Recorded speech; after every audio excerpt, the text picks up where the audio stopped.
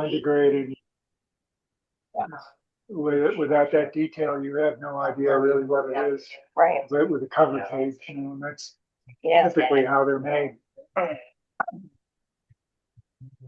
we've got 1 more minute and then we'll start. Video.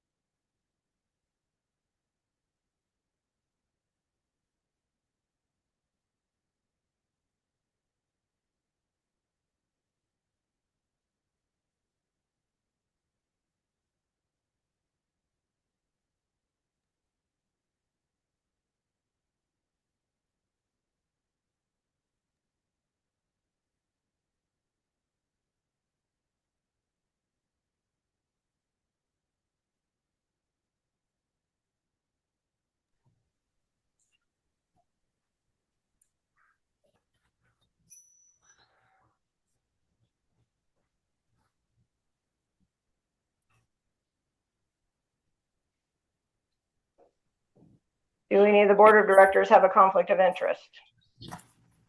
Michael, no. Stephanie, no. Jim, no. Julie, no.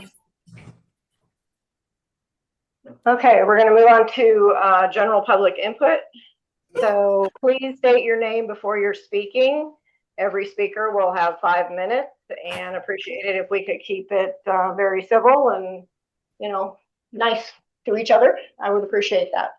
Does anybody in the room have any public comment they would like to make? Yes, sir. I just had a question. And your name and address? My name is Bill Hutchins. I live at 502 Mason Drive. Okay. And I just had a legal question that had to do with your conflict of interest rules here. And I want to find out if your bylaws are legally binding. If they're legally binding? Yes. The SDA, the Special District Association, this is their manual that we adopted and made some changes on ours. So I'm assuming it is. It's Yeah. been vetted by the attorney too, right? Yeah. Yeah. Yes. Okay, so my question has to do with the two different rules, 414 and 415. And I understand that top of them basically says legally prohibited conflict of interest, and that usually means monetary, right? According to my question has to do with rule number 415. And it says directors shall not use the district or their service on the board of directors for personal advantage, privilege, or personal gain, or for the advantage, privilege, or personal gain of their friends or community members. And my question is, the two people that are on that street seem to be receiving advantage, privilege, or personal gain. That's just my take. I was wondering if the attorney had addressed that. Yes. The Corey and I and Jim or Lynn checked with the attorney, have extensive letter from the attorney about that there is no conflict of interest. We went to the SDA also, Special District Association that governs us, and the lawyer there said the same thing. No conflict of interest. So why is rule 415 even in there? Because it definitely speaks to what's happening right now. Well, there's no financial gain. So that's legal. That's legally prohibited conflict of interest. That's financial gain. The other has nothing to do with financial. All I know is what our lawyer told us, 2 lawyers, and they said that they did not have a conflict of interest with this particular thing. Go ahead, Corey. So this is what our lawyer sent us. And the highlighted part is when board members are making policy decisions such as the decision on whether to limit traffic on a road, there will be a difference given to the board member's decision, and a court or commission would look to whether the benefit to the board member is above the members of the public. So, in reference to what our legal counsel was telling us, those two board members are not benefiting or gaining anything more than the residents that are over on that street. On On that the street. street. But that's not true. I'm just telling you what the lawyers say. Yeah, so then I would then say, what about the rest of the development? Sorry. Put your hand down, we'll grab you next. Meaning the rest of the development, what do you mean? Based on the last part of this. I don't have, I would have to refer to our legal counsel for an answer on that. I don't have an answer for you. Just a question. Oh, no, I don't. Like room for like 6 people, and that's The reason I'm bringing this up is because I think that it needs to be clarified to avoid serious legal issues down the road. Not from me, but from other people. Okay, case in point, very good, thank you. Sir? Yeah, it's DC Weiser, 19 Mesa Drive. Okay. I did a little bit of research on that. Okay. And, it turns out that if you put these barriers up, okay, you segregate that neighborhood from the rest of us. Okay. Not only that, all right, but you privatize that neighborhood. And according to what I researched, that automatically turns that neighborhood into a cul-de-sac. And at minimum, it raises everybody's property tax by 20%. No, property. Their Yeah, property yeah. tax by 20%. That's really, and you've got 2 members of the board that live in those. Well, I think he is. Thank you. Does anybody else? I do. Yes. Robin, Robin, I did State your name and address. Robin Kissel, 240 Little Bear Drive. I was there to observe the October meeting. I was very disappointed. It appeared it was very self-serving, and it was a betterment of the property without regard to the cost or impact to the rest of Forest Lakes. Oaths were taken to represent all of Forest Lakes. That being said, if Jim decides to retire, here's my letter of interest, and I would encourage the rest of you to turn in a letter of interest to the board, to the district manager, so that you too can step up and be here to take over, because that was embarrassing. They did not follow policy or procedure. It was very disappointing. And I'm sorry. And Julie, you do a great job. As a treasurer, you were fantastic. You would never have let this gone through the way it did without any monetary explanations or anything. You were spot on as a treasurer. You're the current treasurer, Jim, and it's very disappointing that you didn't even consider monetary and who's paying for it and stuff. It's a very big embarrassment that this is the direction the board is going, and I'm willing to step back into there. Is to help the rest of us and stand up for the rest of Forest Lakes. Thank you. Anybody else in attending here? Julie? Yes. My name's Victoria Delsay. I'm at 466 Rivers Drive, and I'm also co-sponsor of Bayfield.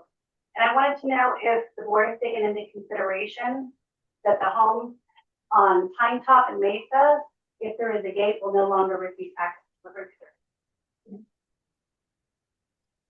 Why would they not receive packages when it's an open road? If there is a gate, There wouldn't be a gate stopping them from delivering. okay, that's what I read, that there was gonna be a gate. What is this that is going to be installed? So Nothing. The, The original proposal for the gate was supposed to be where, Forest Lakes meets Mesa. That's what the original gate was. During the motion that was made in October, the gates were moved to the top of Pine Valley and Pine Top and Mesa and Pine Valley. Okay.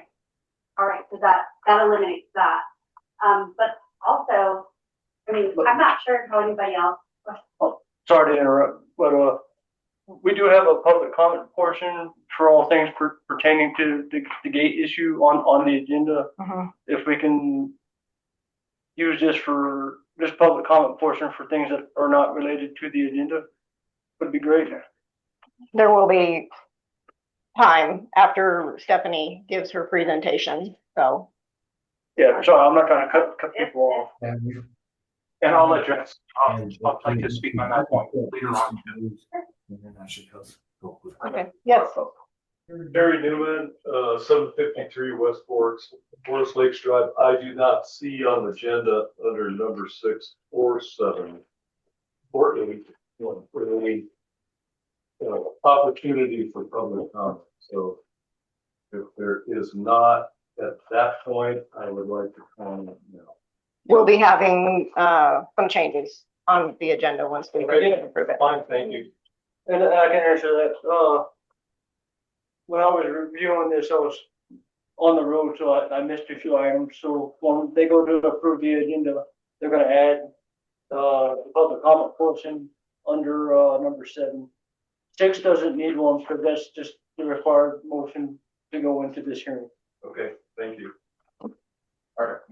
Non-gate related, and I made a comment today, y'all may not have seen it on Facebook, but my understanding, right, this new road, Can you new state pattern. your Oh, name sorry. first? Matt Milam, 125 Mount Oak Drive.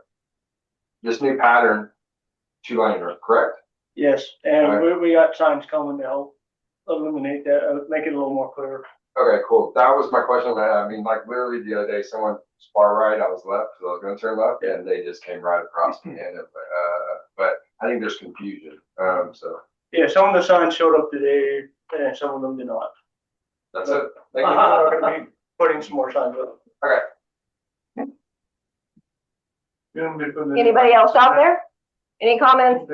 General comment? Yes, sir. So regarding the bus stop, Rob Hart, 136 Bruce Way. Regarding the bus stop down there, it's pretty tight where traffic has to be changed around. I propose that we extend that or expand it. We think just towards the east, there's a little shack there that would have to probably be moved, torn down or rebuilt or something, but build a dedicated spot for the bus, because as it is right now, it's a little too tight. I can easily see cars going through there. Next item is part 4.1 golf and the board of director rules. It ironically is named openness. And basically it's saying that once the board comes to a decision, the board needs to act together to make that decision come into fruition. And then it also says there should be no minority opinion or individual disagreement with the action publicly expressed once district action is taken by the board. I think that needs to be changed because that's not very open. It's not clear to the other side. I think we need to put in place a policy that requires the dissenting vote on a non-unanimous vote to be published in minutes. That way we as a community understand why that particular director voted no, or the director. And then I have more when I get up. Let me finish writing that down. So any dissenting vote should have be put in the minutes as to why, the reason why. Yeah, in any judicial process, the dissent's always published. And I think I believe there's a clause in there about that, but point taken. Okay. And you had something else? Okay. I don't know, sorry, you were asking a question? It's through about 49-minute break. I'm on for another deal, but I was also curious if they were going to put in some sort of striping or anything at the entrance to more clearly delineate that that's a 2-lane section. like you said, I've seen some close calls. Like arrows or something. You know, they have that stuff that they just put in there that's like the little tufts of nylon and it looks like they just put in there. You just put it down a center stripe so people knew what lane you're in. It's something like that to delineate that there's not only signage, but on the actual road, either like striping or something. We are going to do that. We chose not to do it at this point in time because we're in the winter and they're just gonna get piled up. Yep. No, I got you. Thank you. But the ones that we're gonna order, are like the dual side ones, so if you're going down the wrong way, it'll be red. If you're going the right way, it'll be white. So, but we didn't want to waste the money for it to get destroyed by a plow. Okay, anybody on, want to talk about something in general public regarding anything other than the gate closure that we'll get to later? Gate closure. The road gate.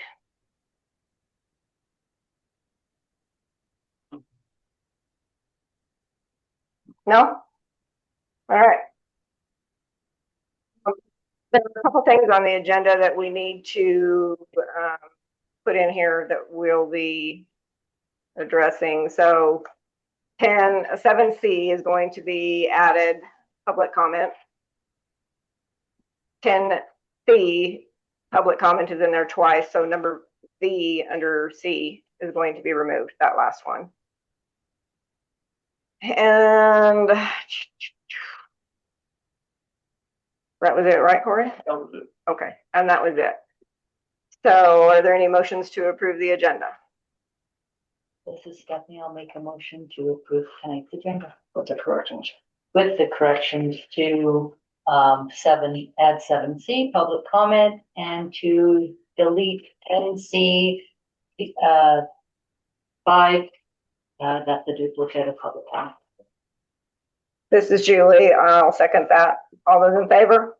Aye. That's unanimous. Next, we'll go on to approval of the minutes, approval of the previous regular minutes for October 21st. This is Stephanie. I'll make a motion to approve the I think there were some changes. corrections or some changes that you were wanting. Oh, yes. There is one thing that was missing out of here. There was a statement that I had made at the beginning of the meeting on October 21st that is missing. I would like to make sure that that's in there. It was to be on record regarding accusatory things to board members and to myself. Well, Barb, please. Are we trying, okay, that's on the October Yeah. minute? Okay. Yeah. I thought we would. And then It was all regarding that wood situation, and Oh, I made okay, a I'm statement sorry. regarding that. Yeah. Check. Barb, did you have anything to add to that? Yeah, I was just going to say that I did go back and re-listen to that section, and I did find that quote you were talking about. Specifically, you didn't make the statement you wanted included at that time, but I don't know if at this point, if you are requesting it be put in, I am more than happy to make sure it's inserted. And I found it was at 53 minutes and 56 seconds is the timestamp of the area in which this particular situation was found in the video. Yes, if you could, please. Next time I'll make sure I say that. I thought I did. Okay, that was all. I believe there was another question you had when they had been sent out. You had responded that there was at an hour 28 and 14 seconds, Director Moore had been speaking about the Google Maps situation with regard to the traffic diversion discussion. There was a typo. When I went back and looked, it should say this as opposed to his. So that is a correction I did see as you brought it to my attention. Thank you. Finally, there was just that last one. Sorry, I'm looking at my notes. You requested that the word dictating in reference to the policy that was discussed for when agendas and board packets are released to you prior to a meeting. Yes. The word dictating does refer back to policy. I am happy to use a different synonym to that. I looked some up: decree, direct, mandate, order, require. If any of those sound better to you and you all agree for me to change that, I am happy to do that as well, as opposed to the word dictate. Although it does refer back to the policy itself dictates the change. So whatever you'd like me to do, I will do. Dictate. No, so the way it's written out in the minutes is the policy is dictating what needs to happen, Okay. not so and so is dictating. Okay. The policy is dictating. Okay. Then I'm fine with that. So I'll Okay. leave that alone? Yeah. Okay, perfect. Thank you, Barb. You bet. Okay. Now let's move on to the approval of the minutes with those changes. Okay, this is Stephanie. I'll make a motion for approval of the previous regular meeting minutes, October 21st, with the 2 changes to the parts that were missed, excluding the dictation statement. Okay. This is Michael. I'll second that. All those in favor? Aye. We'll move on to approval of the special meeting minutes on October 13th. And then November. Oh, you are correct. Thank you. The agenda says October. I was driving when I was reviewing this.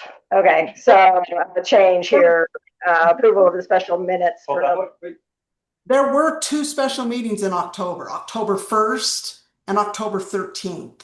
And I believe at the last meeting, you approved the minutes for October 1st, but the October 13th minutes from that special meeting have not been approved yet.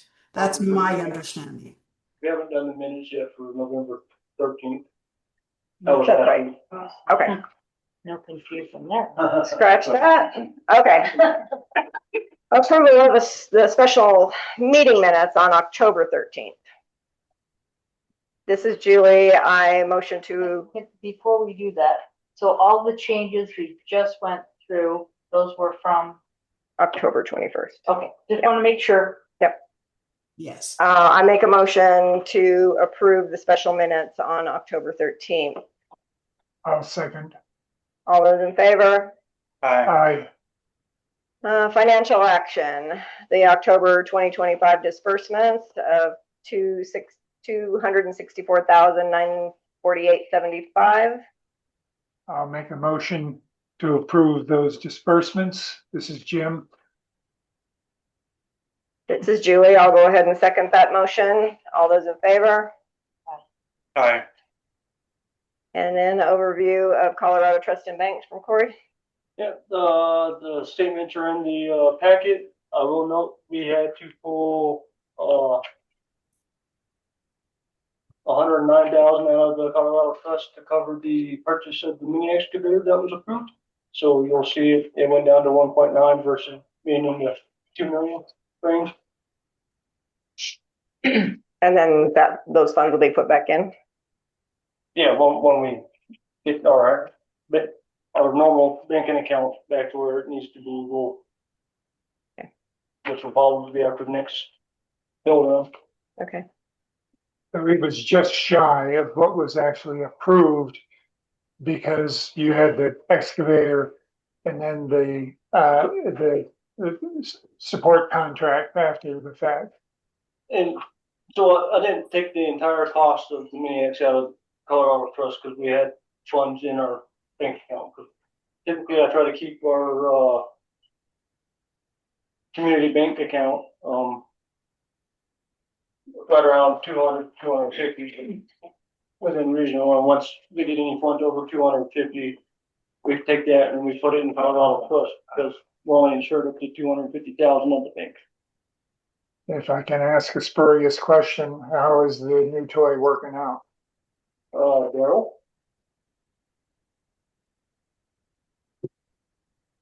Is Daryl online? He's in the office for board. He's on. He's probably muted. Yep, it's running great. Can't wait for the attachment to get here so we can do it exactly like we need to do it. But yeah, we're still waiting on that. Nice. Glad to hear it. Okay, let's move on to the financial statement, October 2025. Yep, it's in your packet, and I do apologize. I did not have time to really, with everything that's happening right now, to do that summary sheet that you guys asked for, but we will have it at the next board meeting. Okay. Thank you. Are there any board questions on that? Anything outstanding you want to report on, or is it? No, we did end up buying another tank of mag, so that went up a little bit, but you'll see that when we get to the budget here. Okay. Any public comments on the financial statement that's in the agenda? No? All right, we'll move on to special business. Homeowner of 49 Meadowbrook. Or you want to, is that you? That's me. Okay. So yeah, Stuart Golf 49 Meadowbrook Drive. I believe, Betsy put together, Shauna put together some information, so. Barb, you covering that for Shauna? Yes, Shauna left me a few notes about this that she asked that I bring up. Shauna wanted to relay that Mr. Goff has made payments since this leak has been discovered. It's one of our stipulations when coming to ask for some relief. And also, he was very responsible. Mr. Goff was responsible and responsive to any of the phone calls that Shauna made. As soon as we were noticing the trend and phone calls were made to Mr. Goff, he answered, he visited and talked through the situation and what Mr. Goff needed to probably pursue from his end. I believe we had about 3 months of this leak as we watched the trending of his bill and his usage. I also believe that Mr. Goff thought that it was going to be he would have to repay. He knew it was in his service line because repairs had been made previously to his service line, and he was under the impression that he was going to have to pay another tap fee if he replaced his entire line. So he needed to kind of gather his financial situation and get the money in place. He was hoping to wait until the spring once it was discovered how much water was leaking, and Sean was able to clarify that another tap fee would not be charged for a service line replacement. He jumped right on getting a plumber out there and coming up with a plan to get it fixed. So I can give it more of a summary. So yeah, I live at 49 Meadowbrook Drive. We're in the Meadow area, just right down here. I believe my house was built in the early 80s. This is the third time that I've made repairs to my main water line from the street to the house.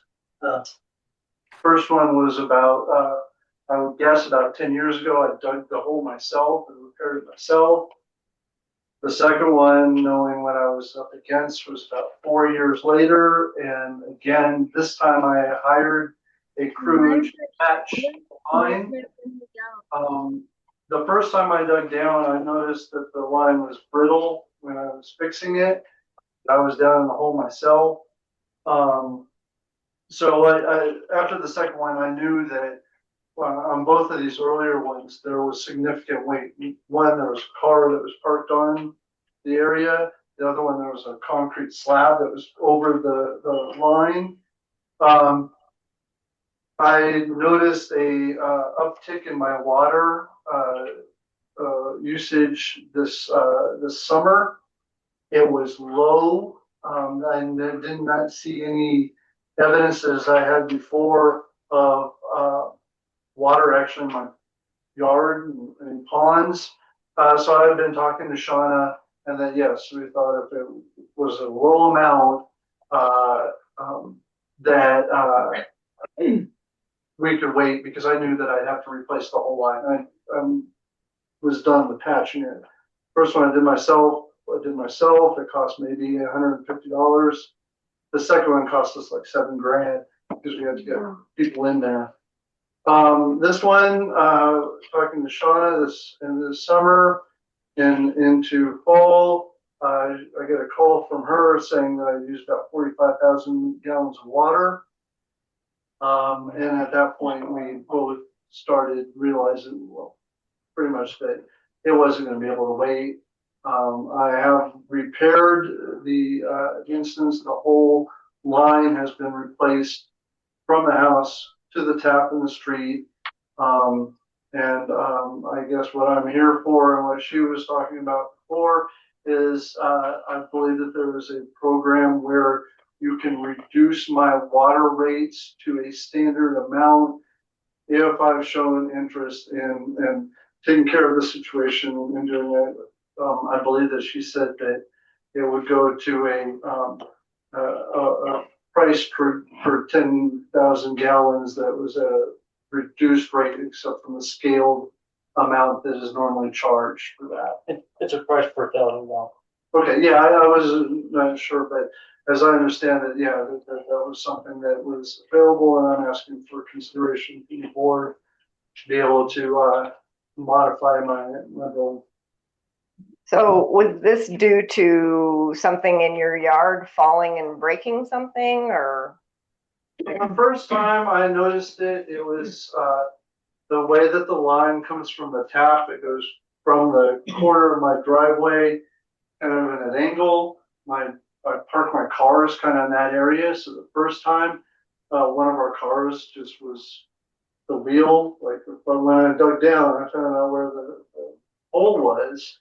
It was right under that wheel. And at the bottom of that hole was what I would say, just, I've done some building. It looked like they had put some sort of cast ceramic kind of protector around it. There are all these little shards of very sharp kind of ceramic material that looked like it had formerly been some sort of outer casing with the inner casing. The second hole was about 4 years later. It had the concrete slab coming down from my deck was sitting right on top of where that line was. That's where the second time was, and that's why it was so expensive, is they had to remove the concrete and dig down. And then the third one that I had,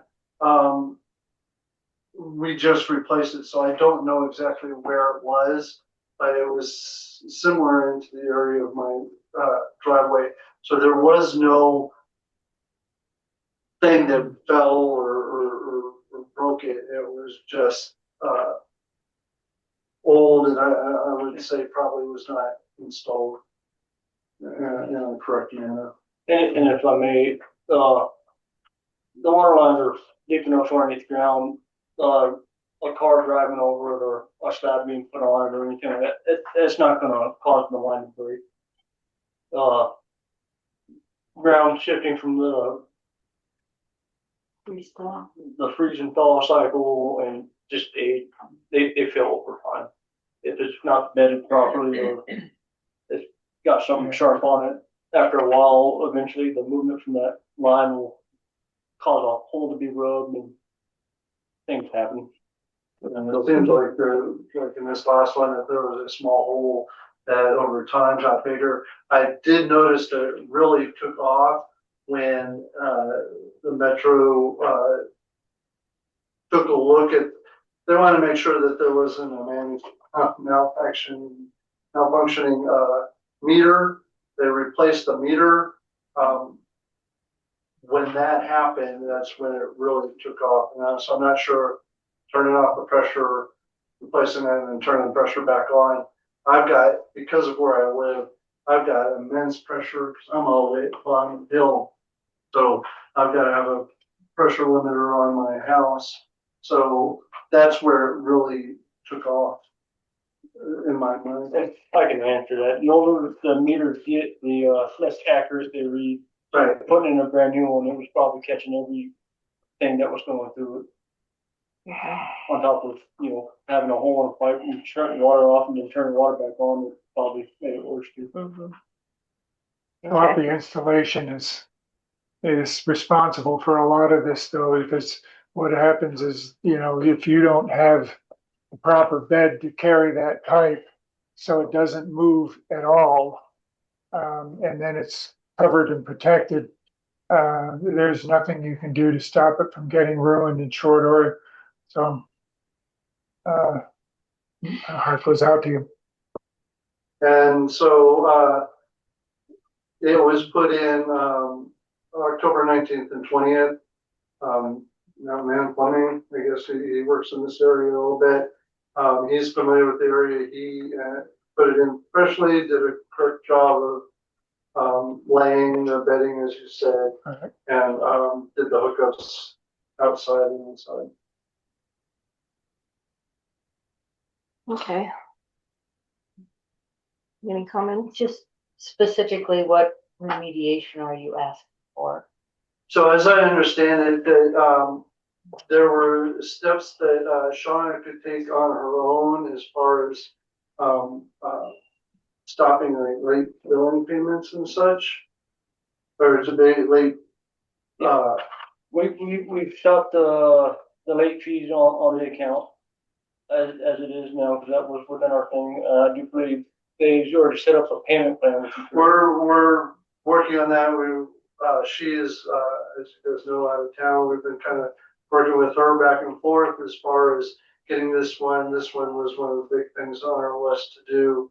And so what I'm specifically asking for is, she had stated that there was new considerations about this billing issue. Instead of billing me at a stepped billing amount, that it would be at a specific amount. You might know what that is. Hey, Barb, do you have those numbers in front of you? I know that it's $3.85 per 1,000 gallons would be the set rate on this consideration. And he was correct in typically what we also are authorized to do under the policy is to suspend the late fees. And then if he would like to enter into that agreement, I know Shauna discussed with him potentially a 12-month as opposed to our typical 6-month agreement, as his like he said, 45,000 gallons ran through his meter just in the 1 month, and he had a couple of months of high reads where that leak was kind of ramping up each month. And so, I guess what I'm asking is, did you or Shauna do the math of what no, would be? Shauna was going to wait until you all had made the decision, and she is, we also have one other one we need to discuss, and then she would report back to you in December what the math said. She has this whole formula. She typically does that. She goes back and kind of takes the averages and then works out the math part of that. If that's amenable to the board, she would report back then on December what the total amounts would be that would fall under this consideration. Yeah, so it's 3.84 per 1,000 gallons based on the allowance of 3,000 gallons. Yeah. So it would be $3.84 per 1,000 gallons over the first initial 3,000 gallons that you get with your base fee. Yes. And she always asks, as she speaks with anyone in this situation, she always asks that they continue to pay their bill until they can come before the board and visit with y'all, so that they are still making payments towards it. And he has done that. We have received a bill since, or a payment, I apologize, wrong word. We have received payments from him since she has been speaking with him through the course of this, getting it repaired. Okay. Can I ask what the total bill has been on this latest repair? Been paying what I can. No, just I didn't want to look. The 20,000 one the month before that, I believe was maybe in the 500 mark. I can look it up if need be. I was gonna say, I can look it up real quick. just like the repair. How much did the repair cost? How much did the repair cost? $7,500. So I just ran. And it was a repair, before were repair jobs, this was a complete replacement. Mm-hmm. So this would, hopefully will not happen again while I'm living here in Forsyth. So I plan to live here for a while. Jim, what did you have? Let me do this again. Just in the latest bill, just the one that it is due on November 20th, that bill alone was $1,201.33. The And previous for two, comparison, it would be 172 if adjusted. So that gives you some feel for where this is. 45,000 gallons at 45 times the 384 is $172 versus the roughly 1,200, right, Barb? it actually, the $1,200 bill was 112,000 gallons. The 45,000 gallon When she told me. usage was closer to $520, was that bill. So But they put some shape to, so it's 112, so it's 112 times $3.80 some cents. So it's, So Shauna is actually going to give us an accounting of this after her return for us to consider at the December board meeting. Is that what you said, Barb, that she would put that all together? Well, I so see that Brandy, Shauna, I see that Shauna's. I'm on. Yes, go, Shauna. Hello, guys. So, sorry. if I remember correctly, it would take about 3 months to account for this whole leak from when it started. This last read was higher than even the 45,000 gallons in September's reading. So it would be a substantial consideration that y'all are giving. But as Barb stated earlier, Mr. Golf was every time I called, he answered the phone. I did not have to chase him around. But it would be a big forgiveness. So for now, we could wait until December, just paying the normal bill. We could wait until December to make that decision once Shauna gives us the full accounting. Well, as Shauna was talking, I was also doing the math, and Director Moore was correct. Just on the latest bill, the $1,200 bill, we would be looking at $422.65 of forgiveness just on that one. I did not do the math on the other 2 months. And there are late fees have not been taken off yet, so we would have to account for the late fees that are also included in that $1,200 number I gave you. But just based off of gallon usage, there would be a minimum of, let's see, 422. You're looking at another couple of $300 between the other 2 months, at least another $300 the 2 months to add to that. So it's a forgiveness of about $750 ish, heavy on the ish. we ready for a motion? If you guys are willing to approve it without having those numbers. I would make a motion that we tentatively approve this with details to come in December, but to put his mind at ease, tentatively approve this because running the numbers, I put in 112,000 gallons, 45,000 gallons, and 30,000. And then hit it with the base per 1,000 gallons. And the bill is still 718.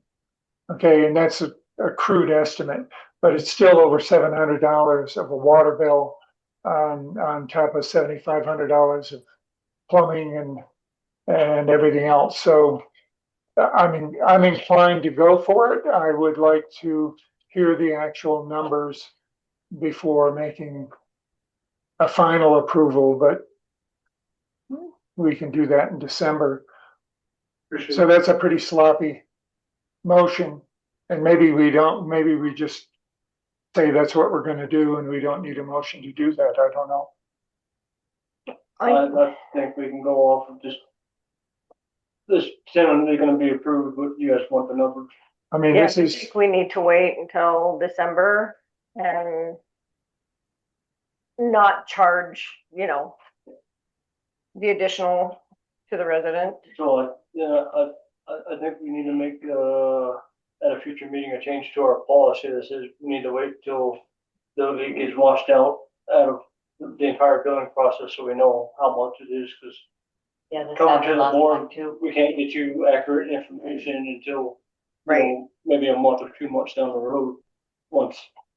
Yeah. Depending on what Fixed they it get. on the 20th, which is why I guess when you go out and do meter readings is right around that time. So even last month's meter readings would have been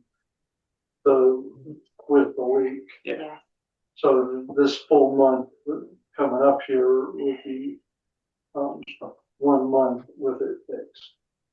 Would you be all right to come back in December? I believe it's 17th, right?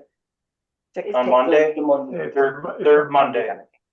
And if we can get that final numbers, I think. I can be here. This case is kind of As I written noticed, into the there's policy. somebody behind me. Some more things, so. So policy. I mean, if you can't make it to the meeting, Shauna can always let you know. I can zoom in. Yeah. Okay. Yeah, Okay. but As you can imagine, I don't want to get done, but I understand that there's.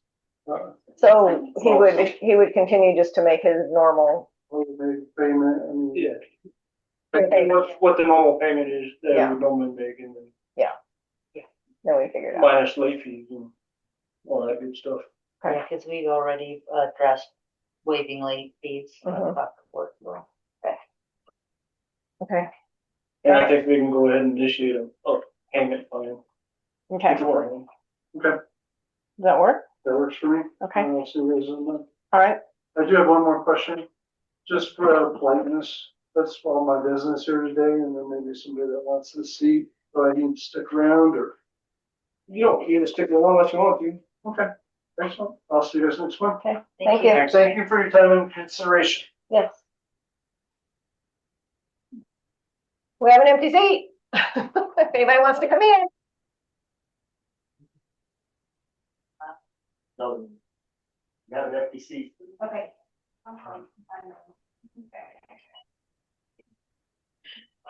All right. Moving on then to homeowner of 347 Pine Drive, David Guy.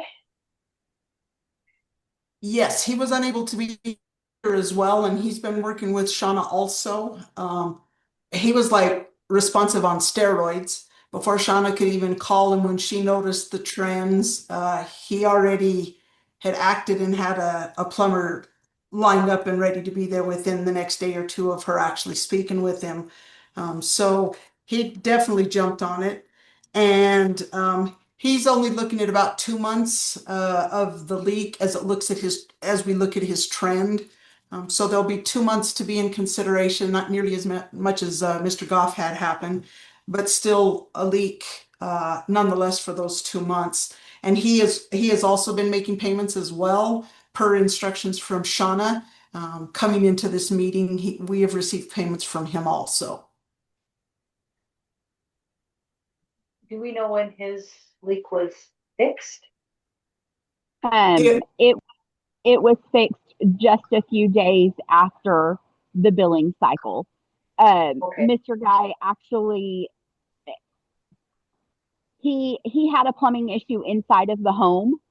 So when I called him, he already had a plumber scheduled, and he was able to get the plumber to look at the leak as well. And they discovered that the outside spigot or something like that had been leaking. I don't remember the exact details. I apologize. But he had it fixed with just in a couple of days, and his forgiveness would be minimal. His leak was not large at all. His would be closer to $50. It looks like $55 of forgiveness on his. Was his leak after the internal shut off, or was it in the service line out in the yard? I heard both. It It was in both, based on right? his letter, it sounds like it was due to a door falling on valve.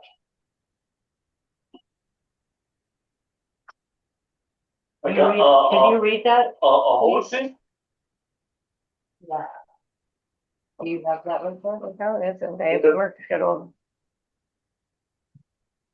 We found during a recent windstorm, an exterior door had been placed and fallen over on my frost-free horse head handle outside. So my inclination is to say no, because that's part of property Half the handling. PRV, right? The pressure reducing valve. Shut up. A frost free is like a yard hydrant that's Freestanding. is freestanding out in the middle of the yard that's attached to the service line that's before the internal shut off. Oh, For clarification. Yeah. That's what I was asking, if it was on the house or if it was. Yeah. So I am just going by what our policy states, as far as what we will do. And this doesn't sound like one of those situations. John, what did you say the estimate probably was for forgiveness? I believe it's around $55, $60 of forgiveness. His was minimal. All right. John, same thing as last time. You know what I'm saying? I do if you don't. I'm sorry, I don't know. Same thing as last time we had spoke about a topic like this? Uh-huh. Same thing. What do you mean? I don't. It's taken care of. Oh. Okay. Okay. It's taken care of, not by the district. Yes. Oh, I got you. Where we reached out to the lawyer and somebody paid the difference. That's okay. Yeah, okay. Okay, so that's done, taken care of. Moving on to staff reports, district manager. Yeah, so the front entrance paving is done. We're still having some issues with folks going the wrong way. Currently we're just a little over $2,000 in paying the sheriff department to have a dedicated officer down there. I was curious if the board would be okay if I did another day or two. It's $95 an hour to have a dedicated officer. Is that a 24-hour day you're looking It's at? based on how long I want them there. I can have them there for 4 hours, 2 hours, 1 hour, 5 hours. Okay. Will they be writing tickets? This time, yes. Yes.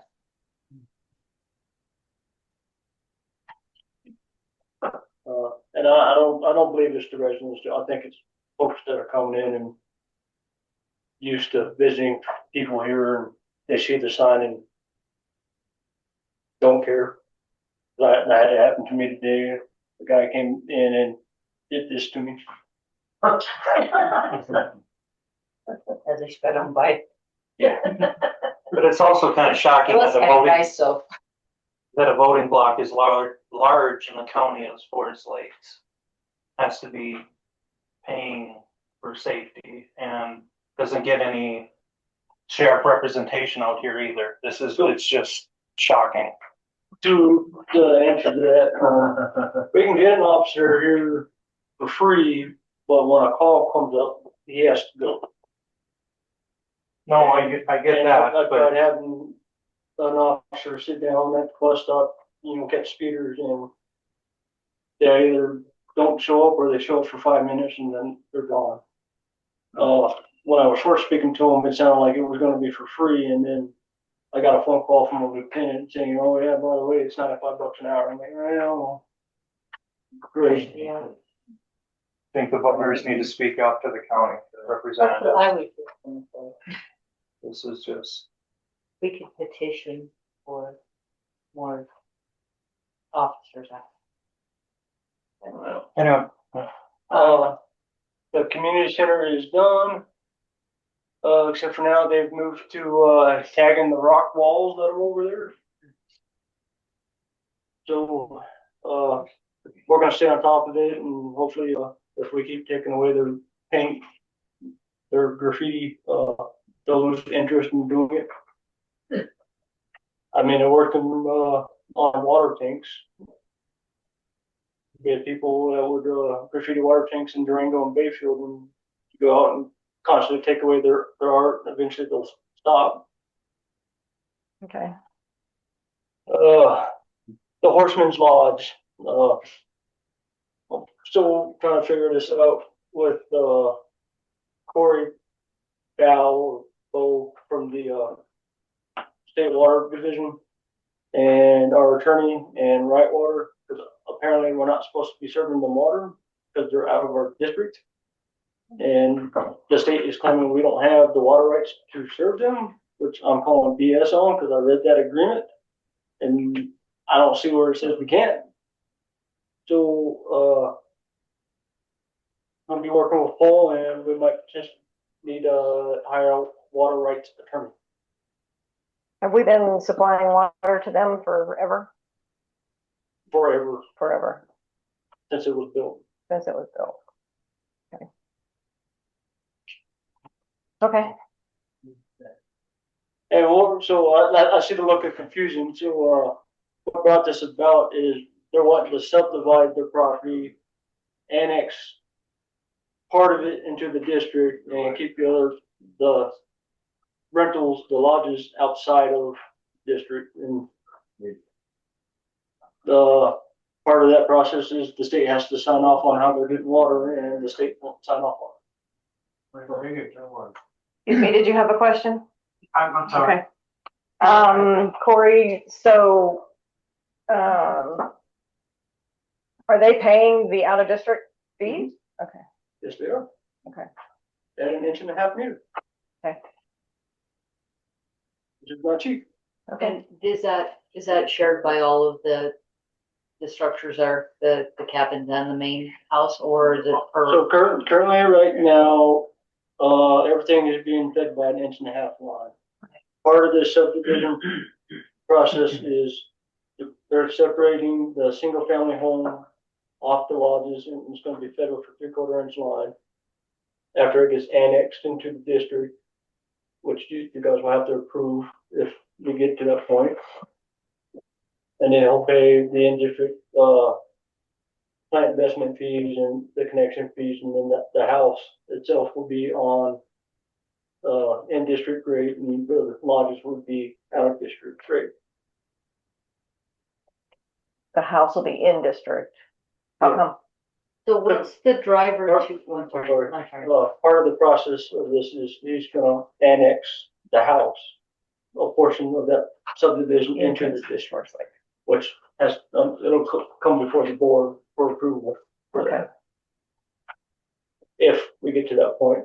Okay. If we can get through this water issue. Right. And then, So the real issue here, though, is that right now, what's happening is not entirely legit. That the water that they're buying from us is not allowed to be sold to them this way without further permissions. according to Corey with the state, yeah. Okay, yeah, that was the bottom line I was looking for. So it's, what is the prognosis on that being resolved? So we're gonna. That's what you're getting with Paul. Yeah. Well, I've already spoken to Paul. Paul seems to think that we should be able to sell water out, but he's obviously he's not a water rights attorney, so Okay. he's working on it from his angle. I have Right Water working on it from their angle, and I'm working on it as well. But currently, right now, there's no resolution in the near future. Okay. On the fact that we're still selling the water. Any connection or parallels with the water that's going to the development down on the river? No. It's, you know, it's that water. So we get to give water, so part of us buying water to River Ranch is they actually gave us water rights. They gave up their irrigation, some of their irrigation rights to us, and we converted them into municipal use. So we can give them water. And so this is a very And different that's how situation. part of the Bennett Myers ties into that whole augmentation plan and all that. That's why we're the ditch riders for the Bennett Myers ditch. Okay. Or we're the ditch owner of Bennett Myers. Okay. And that's really all I have. I've just been busy with my insurance and. Do you want to mention the December meeting? So it's in public? Yeah, remember we are moving our December meeting to Monday versus Tuesday, which I believe is the 15th. 15th, it says. There's 15th here. Isn't it? I said 17. Yes, it's the 15th. Apologize for that. So we can only have one meeting versus two back-to-back meetings? Yeah. The statutory deadline we have? Okay. Before we leave, you had said you would like approval to have more sharing stuff for a little bit longer. Yeah, I don't need a motion. I was Did you need a head shake. a head shake?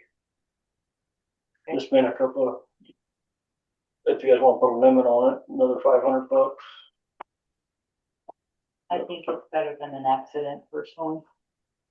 And so another 5 hours. Well, and you're also putting in additional signage and yes, whatever you can to try and help with this. So, okay. I am eager to see some flashing lights, and I can tell you, I've watched them watch people go the wrong way and do zero. They didn't even pull them over and have a chat. So, contingent on the fact that this guy will actually get out of the car. He did miss a crackman in traffic control, trying to help direct people. The time I was standing out there, I counted 12 people that he pulled over.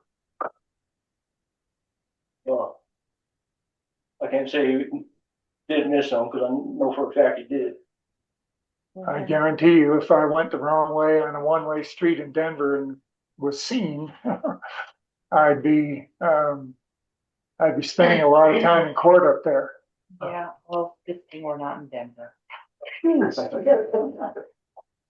So, I mean, I'm fine with a little bit, but yeah, I would definitely make sure you talk to them and tell them that we need ticketing and some really good support. Yeah. Did we know when the other signs are going to arrive? Part of them showed up today. I would have to ask Daryl when the rest are going to show up. Oh, sure they'll get them up ASAP. I know they did go order today and drill some holes for some new post signs for the time. So awesome. Okay. Any other questions for Corey? I'm good.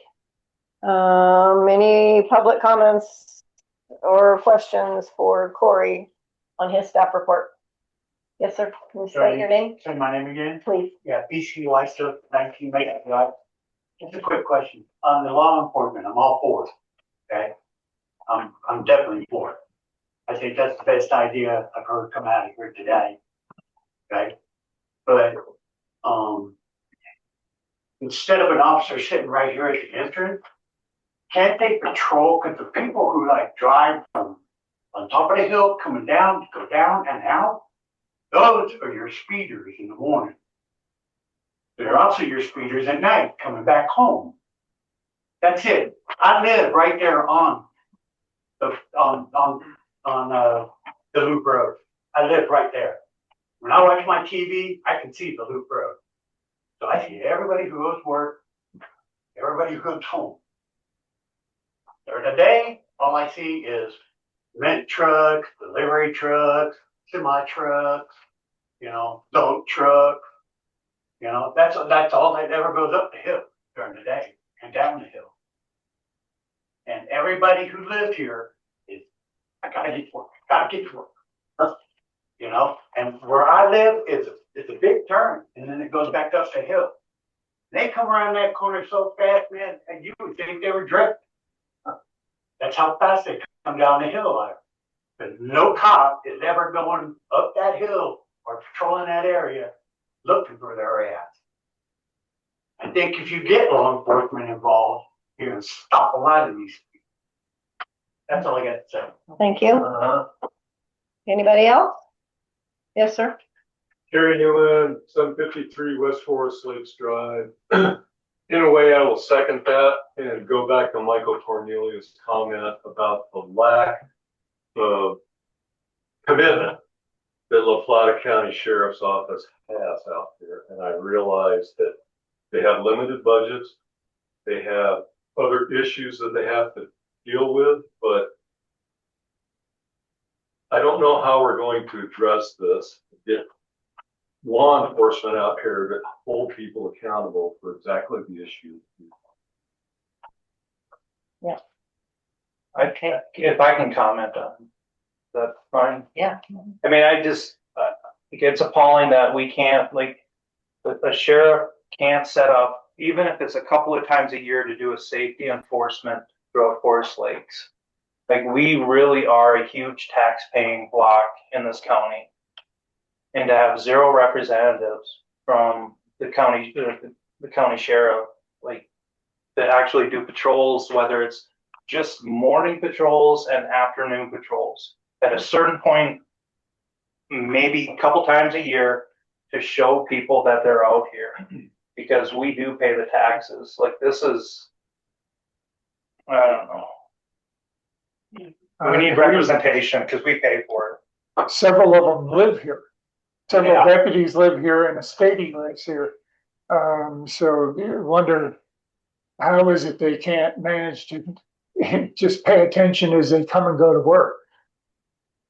Okay, does anybody else online have a comment that's on Zoom?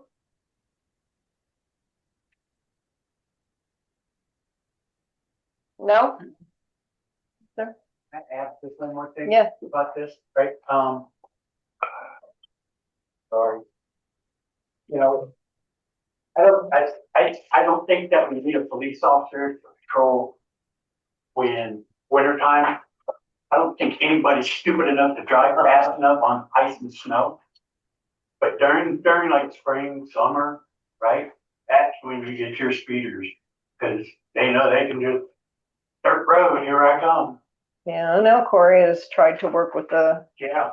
sheriff's department. And So, I mean, it's not an all year, like I agree, it's not an all year round expenditure. I don't.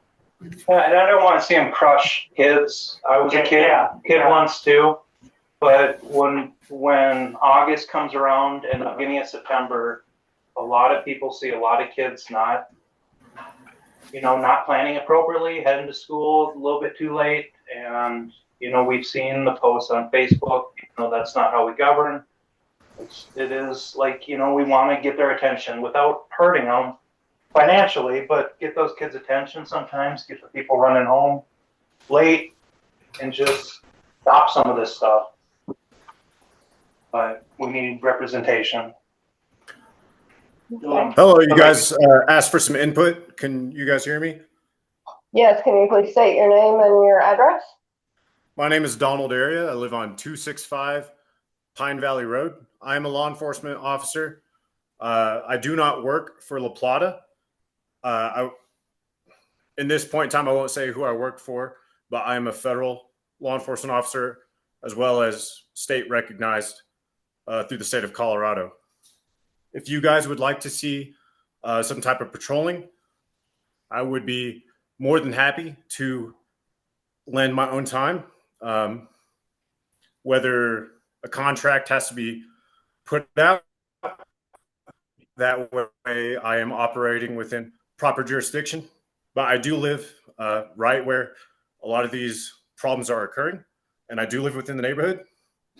I have 3 days a week. I do not work, and I can dedicate that time to where I do not respond to any other calls. If that is something the Metro District would be interested in, well below $95 an hour, or short of volunteering and doing it for free, I could easily stand out there with, some lights, patrol vehicle, what have you, whatever the Metro District needs.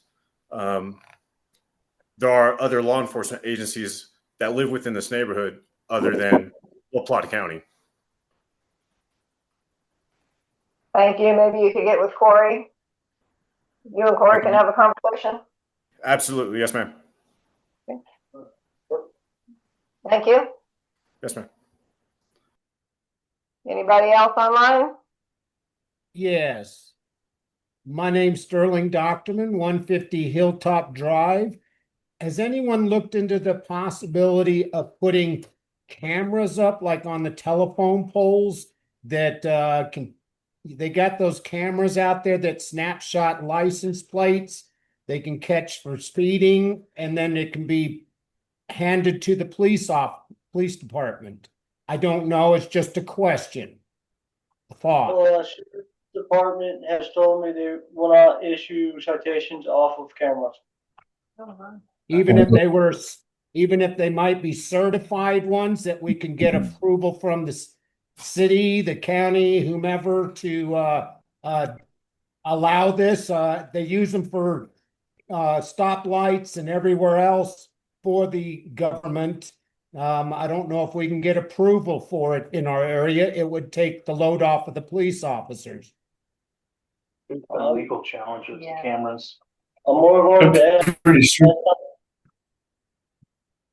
I'm more willing to add, but last time I was speaking to them about their speed radar trailers that, record the speed and all that and capture license plate. They said they wouldn't issue tickets, but I'll check in and see if they're willing to do some other thing. Yeah, like, as you noted, the county, we are big tax-paying dollars for the county. You'd think that maybe they could come up with that as a solution, or at least support. I'm pretty sure it's against state statute.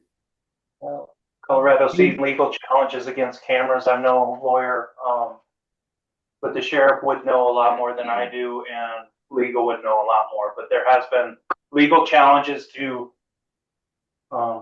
self-defense with cameras. Yeah. Yeah, I didn't know if maybe a Florida Lakes vote would help with that. That's all I got to say. It's just a suggestion, just a thought. Thank you. Let's move on to Director of Administration. Barbara, are you going to cover that, or is... I am, if you're not too tired of hearing from me yet tonight. Shauna, can I add something to that before we leave this discussion about speeding? Can you hear me okay? You can move on to the other one. State your name and address. Molly Morris, 310 Meadowbrook Drive. And I agree. I think we should do something like what our neighbor, I'm sorry, I don't remember your name, the law enforcement officer. I think even just some initial, like something with the lights is like better than doing nothing at all. It's almost like condoning it when we don't do anything. I like the speed bumps too. I think they're a good solution in the non-snowy season. And then maybe even those signs that flash, if there's a way to get them on loan from the county or whoever has them to flash the speed and then say like, slow down, even something like that, but to just say like, we acknowledge it's a problem. We're going to do something about it. Cause right now it just feels like people don't see anything done and they're not going to change. And it is dangerous. I see a lot of speeders and there's so many kids in this neighborhood. Thank you. Barb? Yeah, so Shauna instructed me to just go ahead and highlight just a couple of three or four things because our report is also in the packet. She was able to finish getting our workman's comp renewal for fiscal year 26 completed and turned in. We were also at a point where we needed to get the staff to do the open enrollment for the health insurance. And that we have until the 24th, but up to today, I think all staff have completed that. So we're good to go with that. Shauna has completed the property and liability renewals for 2026. So that's off her checklist. And then she just wanted to kind of do a shout out with regard to the trunk or treat and the movie night.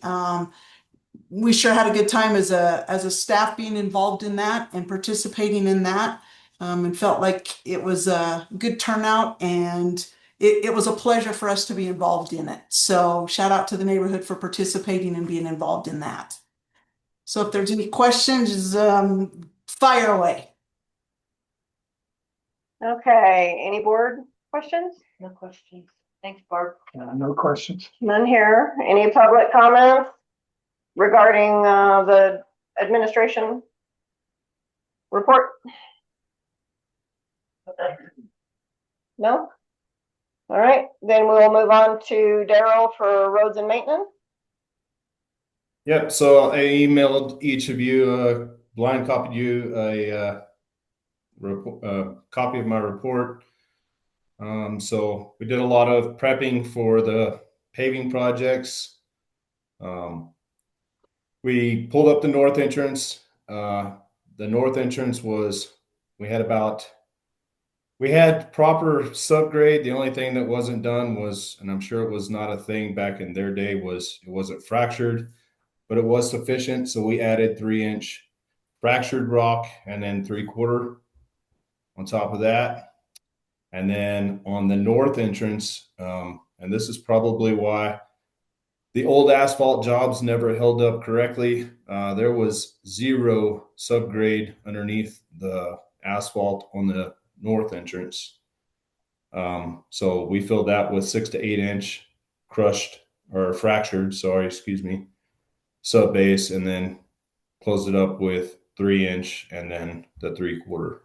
So it should hold up a little better this time. Worked on the wing for Mount 4 P2. And then we also participated, as Barb said, in the trunk or treat and played a double feature movie night. And Saturday the 11th, during the storm, we had the big rain, and y'all kind of touched base on this last meeting. Eric Von Tofkirken, John Fox, and myself, we went up to Vallecito through sandbags to protect homes and properties from the floods. And then, FLMD took position of the 306 Caterpillar mini excavator, and we also had a training on that. And all vehicles were in working condition. We just recently had a dump truck go down. We're looking at it right now. The mechanic seems to think that it's the alternator. So we should have that back up and running pretty soon. And no injuries reported in October. Does anybody in the board have a question for Daryl? No. No. Daryl, I have a question. At one point, you were going to get a broom, a brush that you were going to put on one of the pieces of equipment to clean off the front entrance gravel? Next year. Yeah, we rented one the other day and we did do that, but it's already covered again. How's all that gravel getting on there? Because That's part of that acceleration where the asphalt kind of needed to be a little longer on the acceleration lane because people are still getting up to acceleration at the speed of 20 miles an hour. And there are some folks, and I've seen it, as soon as they hit it, they try to pull out. Yeah. Okay. Hey, Daryl, was there any follow-up operation out at Vallecito? No, I did reach out to a couple of the people that were doing that Samaritan's Purse, and then there was nothing that they knew of that they needed help. And I did ask Paul, and he said that he didn't know of anything as well. Well, again, just because we have such a large audience, I really want to thank you and your guys that did go out there for the initial response. I did see our crew out there the day that it was all going down, and they did a great job and represented Forest Lakes Metro District really well. So I thank you and your guys. Agreed. Yep. Thank you. I'll pass it on. All right. Let's move on to public comments for roads maintenance. Anybody have any questions? Comment?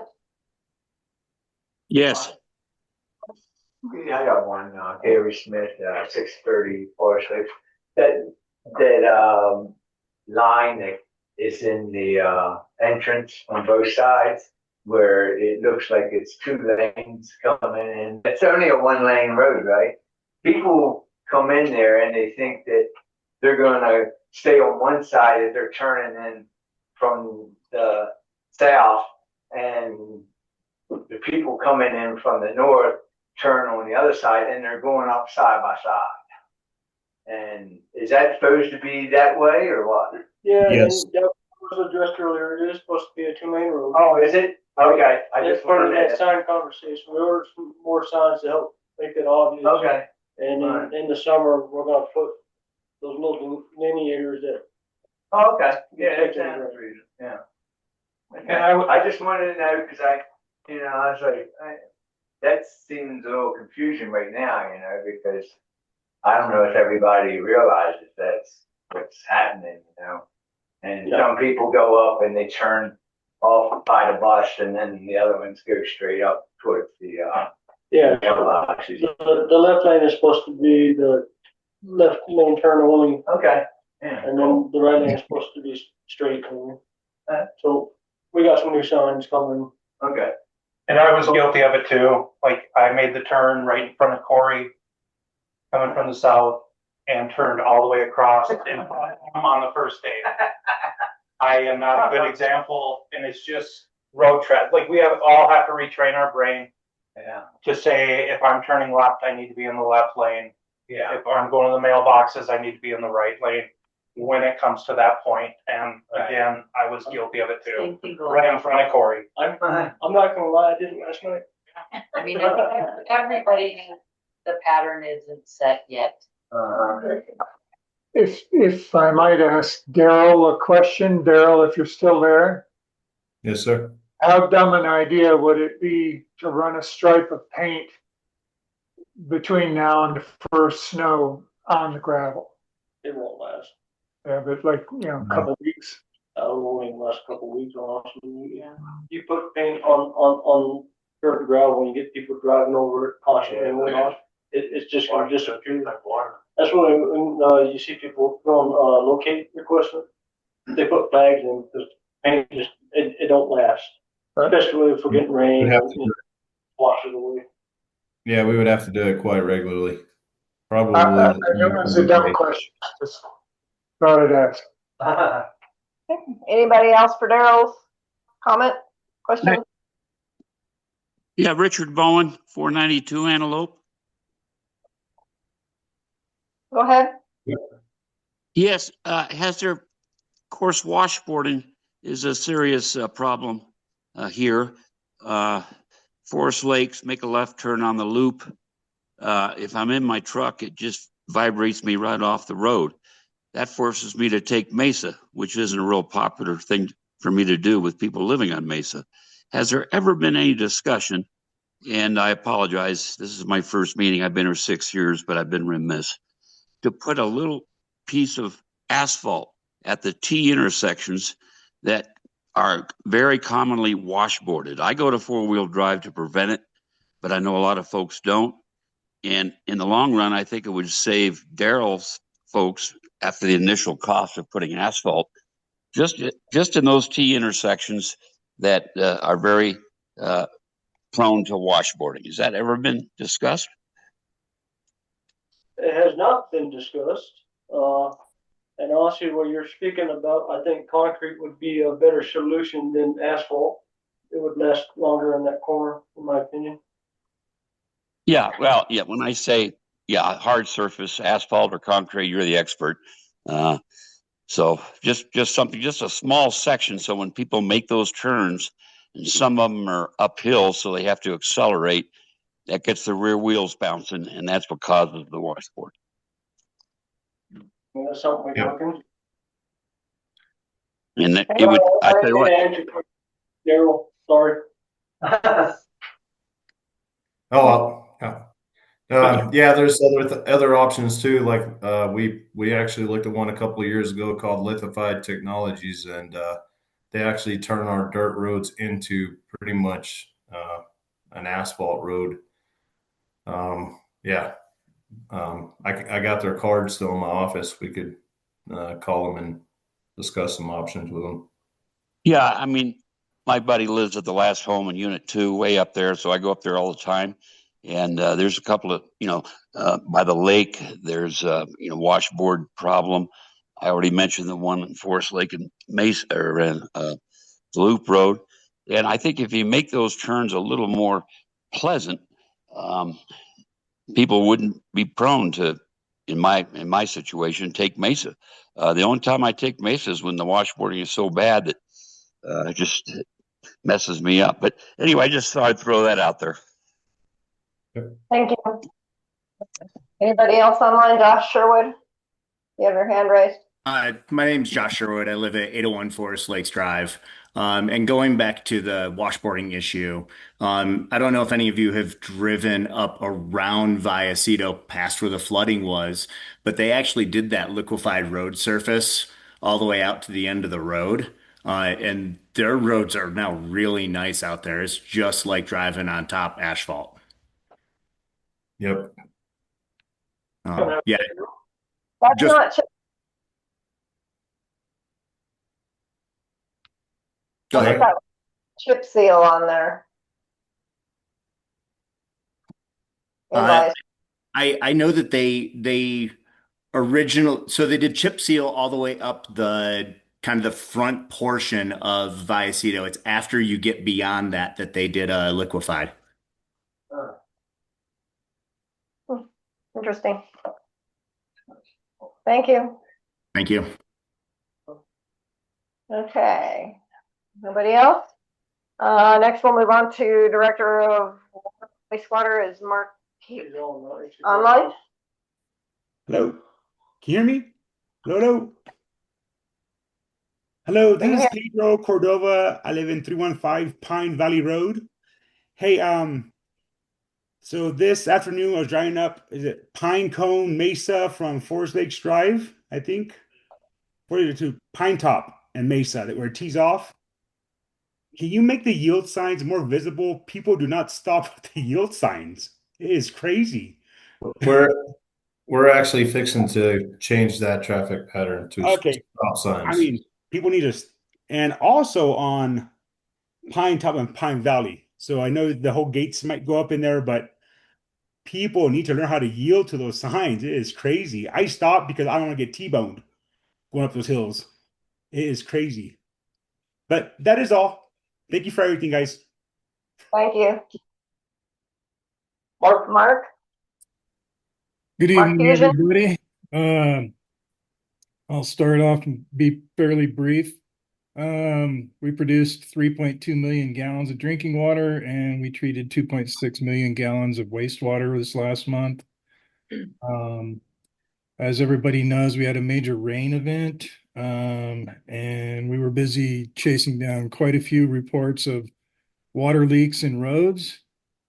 Some of them were basically groundwater, and a few of them were actually leaks. We did replace a pretty large leak fix a large leak on Elk Drive. And then also with the resident on Forest Lakes Drive, we worked to get that leak fixed. Also we had a bit of an I&I inflow and infiltration event that I was able to do some investigation on. So I have a better idea where some of that is coming from at this point. We did have 68 locate requests from the Clear Networks project, again, which you guys I've mentioned before, takes up a major amount of time for us to process those. And then we transported the 400 amp ATSs up to Timber and Green Ridge tanks. I'm going to give you an update on the generator project. We've had a setback today. What I might actually probably call an oversight. The inflow amperage on our pumps is exceeding our ability for the current generator that's up there to actually stay running. So we are going to have to invest in either a soft start or a VFD. And that will be likely for both pumps at Timber and both pumps at Greenridge. I did get to see one of the generators run at Timber today, which was kind of exciting for me. This has been a long haul on this project. We have completed thus far our third IES sampling event, which concludes that study for us and CDPHE, and did complete a small pump test, still awaiting results of that. It will give us some idea whether or not any of the monitoring wells that we thought we would be interested in developing have the potential for commercial style production. And that is kind of the highlights right there. Any questions for Mark from the board? How much is a soft start? They're going to be roughly $4,000 per unit. So 4 pumps, 16K. I would say conservatively, yeah. Yeah. So something for the budget coming right up. Yeah. Well, Yep. But again, Mark, this is to keep water flowing in the event of a power outage. Right. It is. Power I'm a little dismayed with the ability of our experts, Generac and the district engineer to see what was actually happening at these places. I don't know if you remember, but previously we had 200 amp services up, or 200 amp ATSs up there, but they were the wrong size. So we had to get 400 amp ATS is up there. Once again, you're trusting your experts to get you through these things, and I feel like we've been let down a little bit. Personally, I'm not an electrical engineer, but today I got to see our pump start up there at a 400 amp line service, and I watched it go to 440 amps. That's exceeding the actual line service from La Plata Electric.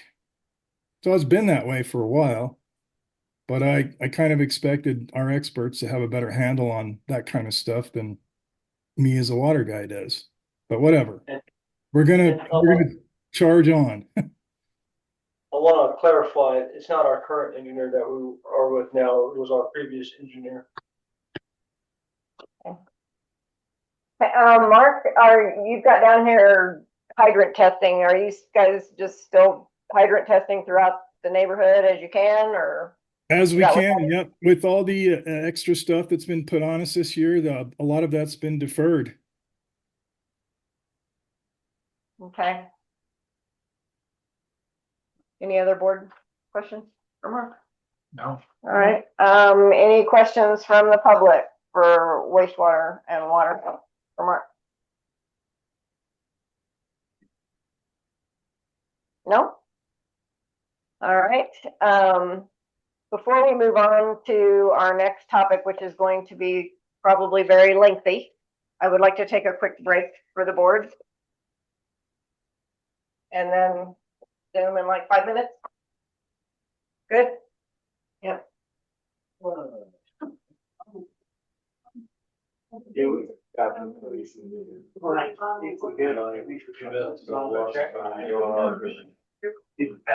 I gotta stand up. Oh,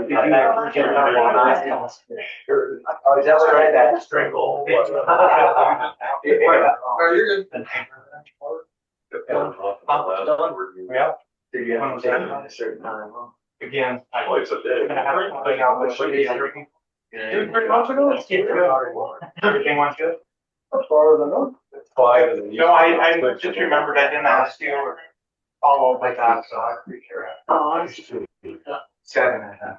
Whether they did their part But I or think, their part, I don't know. the staff Our for the part. morning and just to break them off. Oh, no, mine's not. Well, I get a space 12 hours before at 7:30. Have you got a time? Yeah, I got an alarm because otherwise I just. Yeah, that's about, well, my dog wakes me up at like 4 o'clock in the morning for a walk. I drink coffee, drink my medicine. Even if my dog will be on the floor, it's still. It's like. Anybody can see. Oh, man. My son's I should be. I'd be doing it. I think I'm involved in last season when it's news. Just see it come along. Well, how warm it is until you come back in here.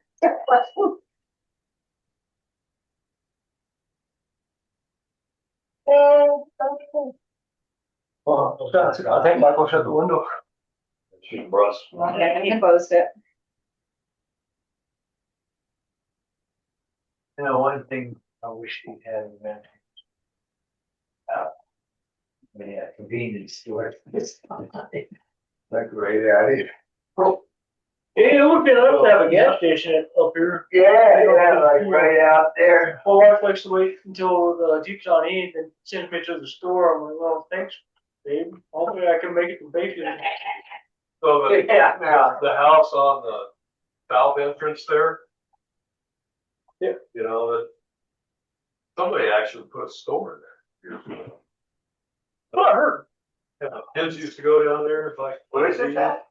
Coming in the south entrance, there's this house on the right. It's on the map. Yeah, Oh, you mean in A-frame? yeah. Really? But before that, it was like. It was the original Stonewall. Okay.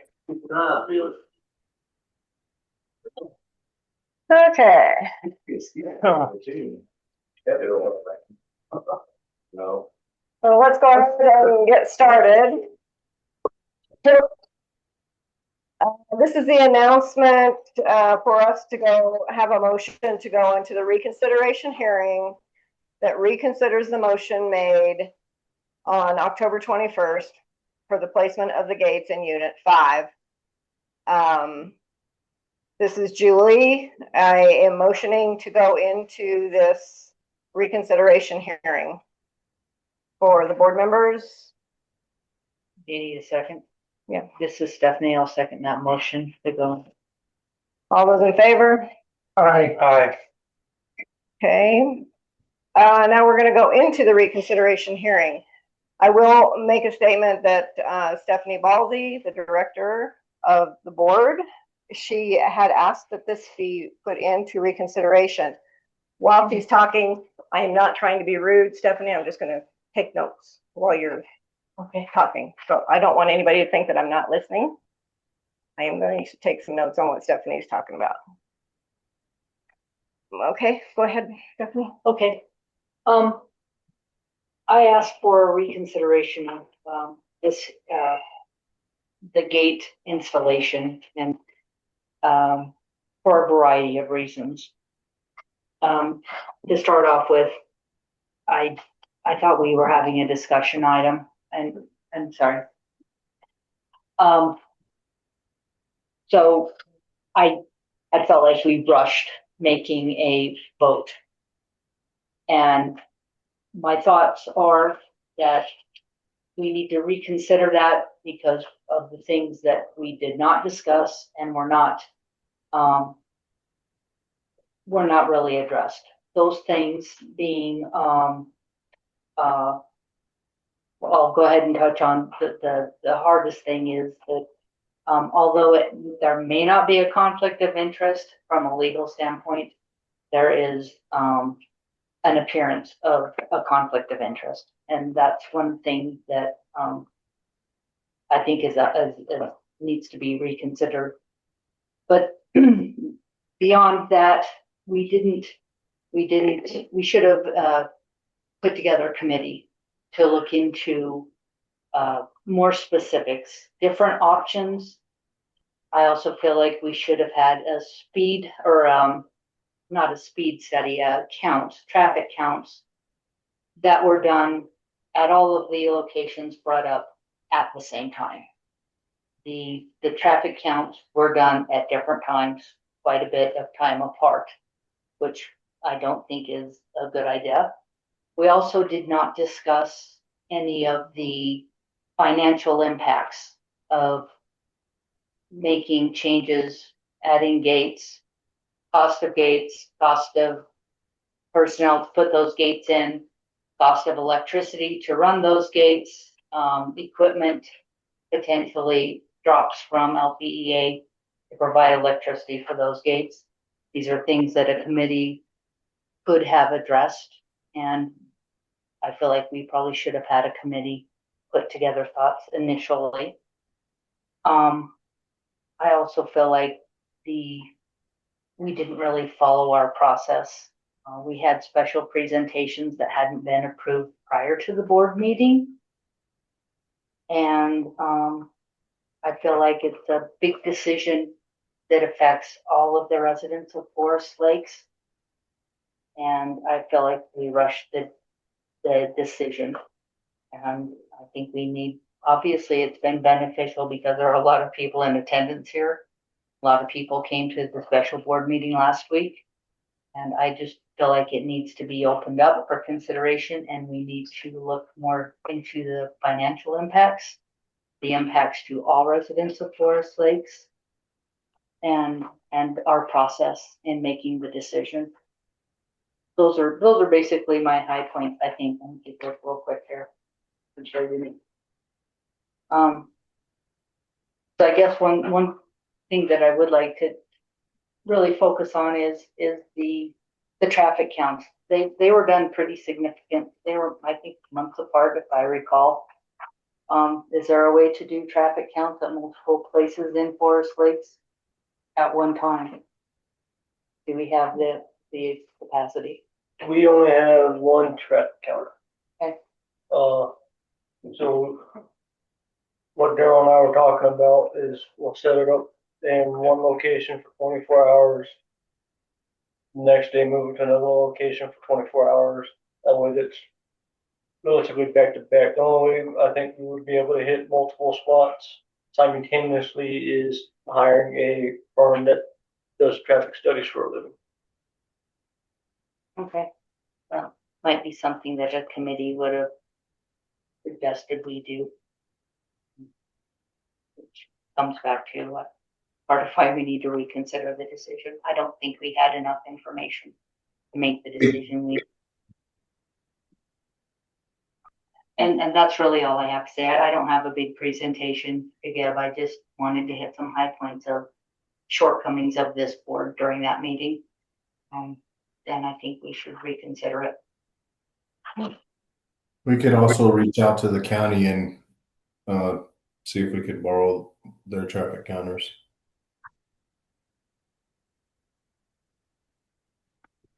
Okay, at this time, we are going to close a reconsideration hearing. Am I getting this right, Corey? We need to do public comments. Public comments first. Are there any public comments based on what Stephanie has brought forward? In the room? Yes, sir. Please state your name. Bill Hutchins, 502 Mesa Drive. I agree 100%. Thank you. Anybody else? Yes, ma'am. Belinda Weiss up 19 Mesa Drive. I appreciate greatly you doing this, because yes, it was hastily done. And while there is traffic down in Forest Lakes West, I don't deny that. There's traffic everywhere. And I mean, y'all need to consider everything, because traffic don't get to them without coming to us too. So, I mean, it's ridiculous. Thank you. Matt Milo, 125 Mountain Oak Drive. I just want to say I agree with everything she said, and I appreciate y'all even considering reopening this, but 100% support that viewpoint. Robin Kissel, 240 Little Bear Drive. I also agree with what Stephanie has stated with getting a committee together, and also the perception of there being conflict of interest. It's very loud and clear. They live there. The neighbors were there. It was orchestrated during the meeting. Very disappointed on how that went. Sir? Hard 136 Spruce Way. Completely agree with stuff you said. I applaud her for bringing us back to reconsider. And especially as far as the conflict of interest goes, that board members will liabilities. One person made a comment online that there was a vote taken on Forest Lakes Drive. I don't know if that is true, but it seems like that street may have gotten together prior to that meeting and presented information without considering the other side of the argument. Here. Terry Newman, 753 West Forest Lakes Drive. I will agree with you that traffic on West Forest Lakes Drive drives by your house first. But the issue is enough. The issue is where it should be going after it drives by your house. And it is coming by our house, which it was never intended to do. Speeding and now traffic have become major issues for the board and management. Both have been issues for residents for a long time, and the situation is escalating. Without enforcement, the only solution to speeding seems to be speed bumps. Local law enforcement cannot or will not help. We already talked about that. As far as traffic is concerned, there needs to be a comprehensive traffic study done to determine the current proportionality of traffic and where inequities exist.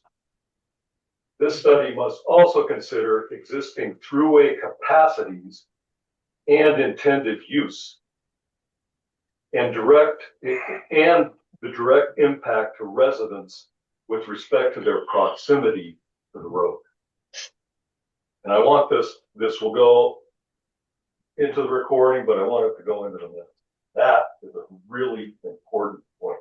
Now, as far as interim solutions to the gate, and I may agree that gates are not the right solution, but something needs to be done. There needs to be a solution. Google Maps, rerouting traffic the way it was originally intended to go, which has been done, is huge. I think I probably already noticed the difference. Probably need a no through traffic sign on Mesa Drive at Pine Valley Road like we have at West Forest Lakes Drive and Service.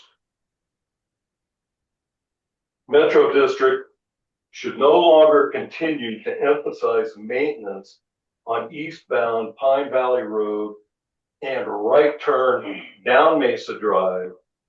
Instead, emphasize maintenance down Pine Valley Road, which would address Richard Bowen's issue about washboards up there.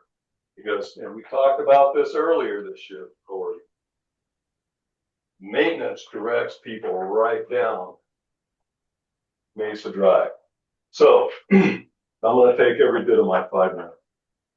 As far as public opinion on this goes, and I'm not going to get into conflict of interest, but there has been a firestorm ignited about this issue on Neighborly Forest Lakes website, which I addressed at the special meeting, and that is not the proper forum for people to make decisions about how this is going to be solved in the future.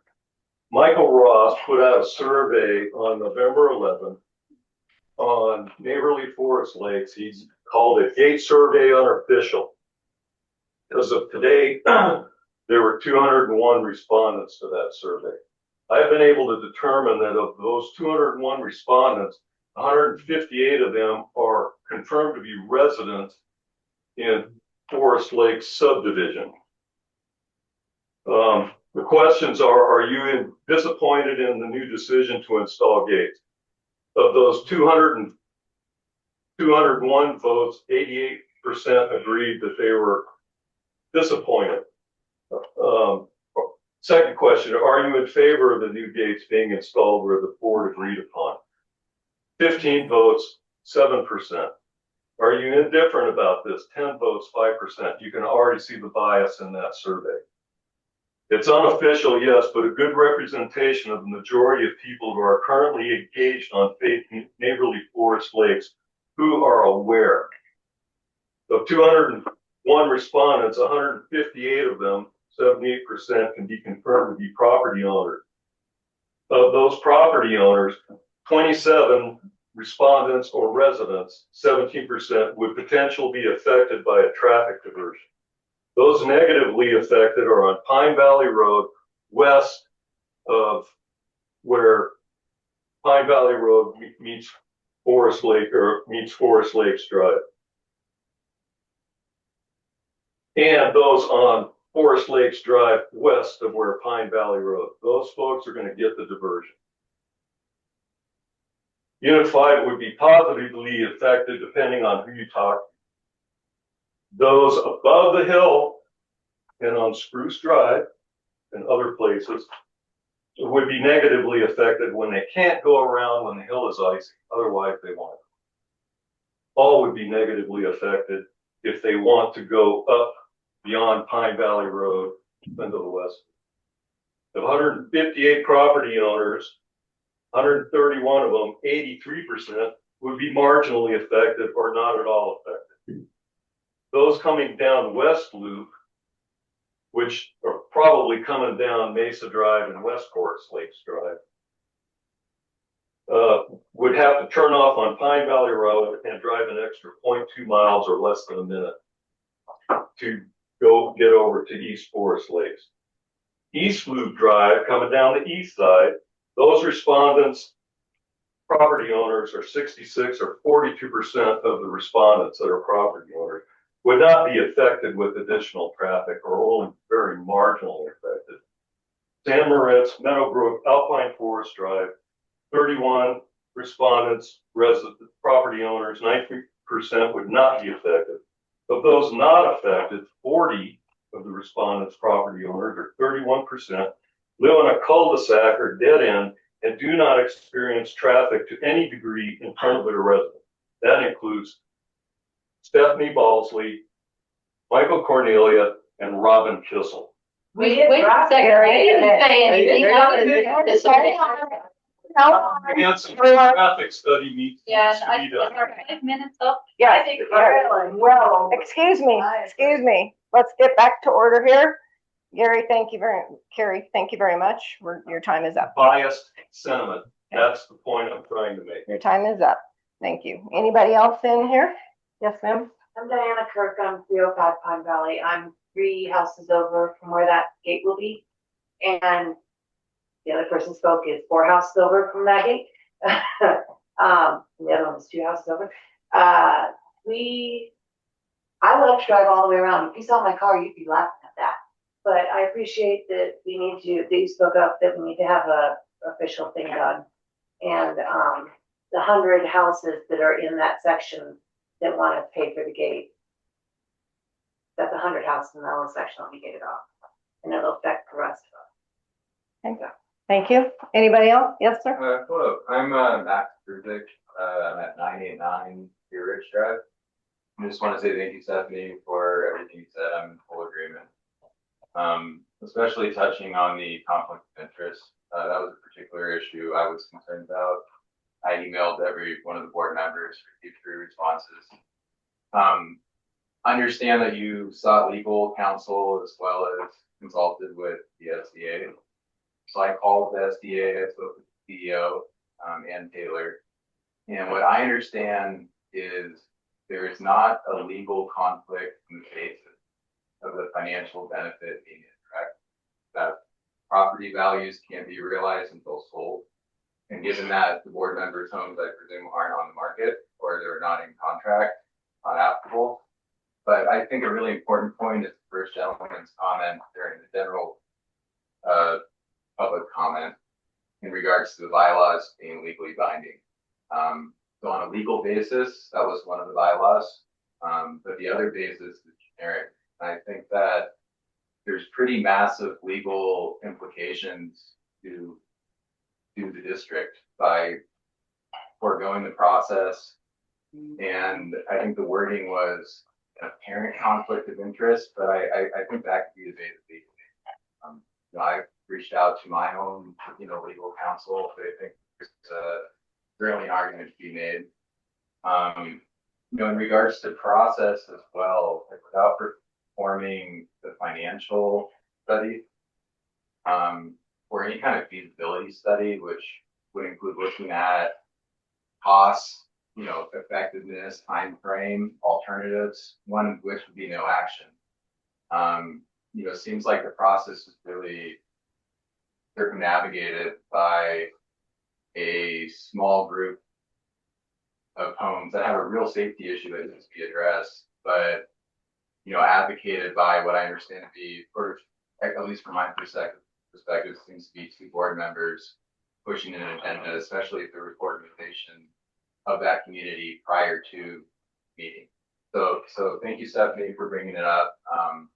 I plan to be engaged on the matter. I'm certainly in opposition, but I think a more formal process to happen.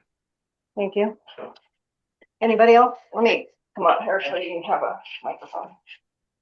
I'm Josh Schlesinger at 891 Deer Ridge. I just want to thank Stephanie for bringing this up and that more thoughts being put into this issue. Yeah.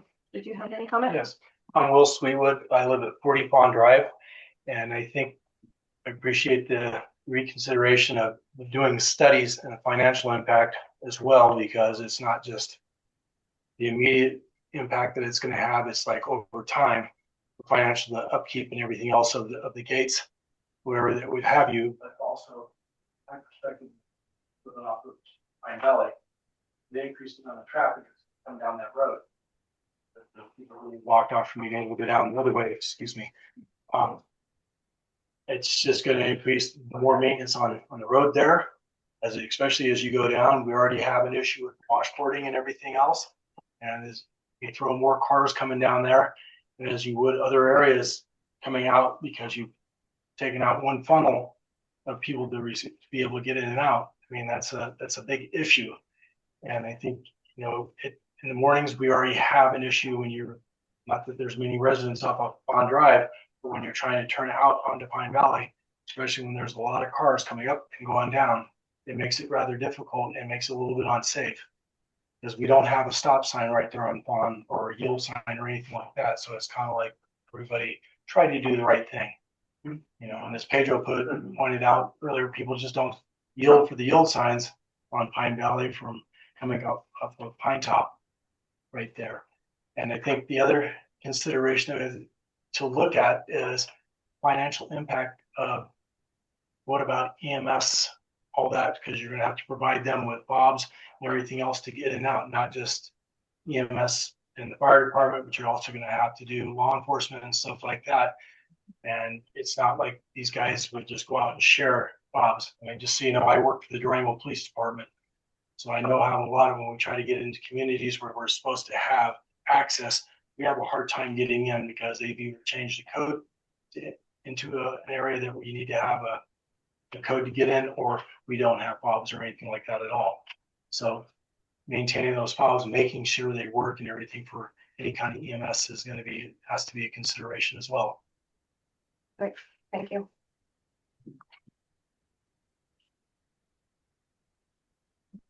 Okay, is there anybody online that would like to make a comment? Yeah, Richard Bowen, 492 Antelope. Go ahead. If there was ever an issue that called for a committee to be formed, Stephanie is spot on. This is that issue. I hope the board will form a committee, do a full study, and we'll see what happens. That's it. Thank you. Denise, you have your hand raised. Denise Gay Newman. Yeah, this is Denise Newman, 753 Forest Lakes Drive. I just have one question for you all. And that, it includes this board member, this current Metro District, but it also includes previous. Why wasn't a committee ever formed in the years past that many of us made complaints regarding the safety of this road, the speeding and all that? All we were ever told was to call La Plata County Sheriff or State Patrol. That is all that you guys ever did for us. And it took this to see a majority, a lot more people at a board meeting. But what's going on the neighborly Facebook page is just appalling. And there are still people that still speed. I mean, and they know about the issue because they get their information from Facebook, and they still speed. And if they really thought about their neighbors, they probably would slow down. And I just don't see that many of them don't. I've seen a few people that have actually slowed down, but I can give you descriptions of cars. I even have plate numbers. But La Plata County won't do anything. You can give them a plate number. They're not going to give a ticket. They have to see the infraction. So, we have been held hostage. It's like whatever we have done didn't matter. And now that we tried to do something, it doesn't matter. They all hate us, and we still are the ones that are constantly being barraged with speeding, driving through our property, being cussed at. I mean, some of these people on here don't even realize. I mean, I would love for you guys to come sit on my front porch and count the number of cars that go by in an hour. And that's all I have to say. But a committee would be a good thing, and I would really hope that you follow through with it, because we have complained for years. It wasn't like just this all of a sudden happened. There have been complaints for years with previous boards, with previous Metro District, and our voices have not been heard. And I'm glad that they are, but I would like to see a little bit of respect from people that drive by my home every day. Just slow down. Just slow down so I can back out of my driveway without getting hit. Thank you. Thank you. Josh, you had your hand raised? Yes, thank you. My name's Josh Short. I'm at 801 Forest Lakes Drive. I want to preface my comment by I totally understand why this has been brought back up. And I agree that a committee is a great idea. But I kind of want to go into what I see also. I am at the corner of Mesa Drive and Forest Lakes Drive on the steep hill in question. And so for me, yeah, we have lots of traffic, but so does everybody else. To me, it's actually the safety concern of this hill and also the hill that's on Mesa Drive. Um, it's probably an 11 or 12% grade going up that hill, followed by an 8 or 9% grade going up Mesa Drive. Um, and with those grades and the traffic and honestly not a lot of room at that intersection, it creates a major safety concern. Not just during the winter when there's snow and ice, but also during the summer. No one yields at that yield sign. If anything, it should be a stop sign at that T intersection so people at least stop to the hills, the cars coming up the hill instead of the other way around. Because right now, the cars coming up the hill slam on their brakes because the cars come down the hill towards them. As far as the traffic study numbers that were done, I understand that they were done possibly pretty far apart, and I am not a traffic person. However, I did take it upon myself yesterday to count cars that went down my road from 6 a.m. until 10 a.m. And we had 118 cars come through the road just in the 4 hours. If you extrapolate that out for the 12 hours from like 6 to 6, that's almost 400 cars. And I understand that it's kind of turned into a de facto way down the road, but I have a feeling that this road was never designed to actually sustain that amount of traffic. Um, and so I'm worried that it's actually a bigger safety issue than just the traffic issue. Thank And you. that, yeah, thank you. I really appreciate it. I know this is a complete stressful subject. And thank you guys. Thank you. Is there anybody else online?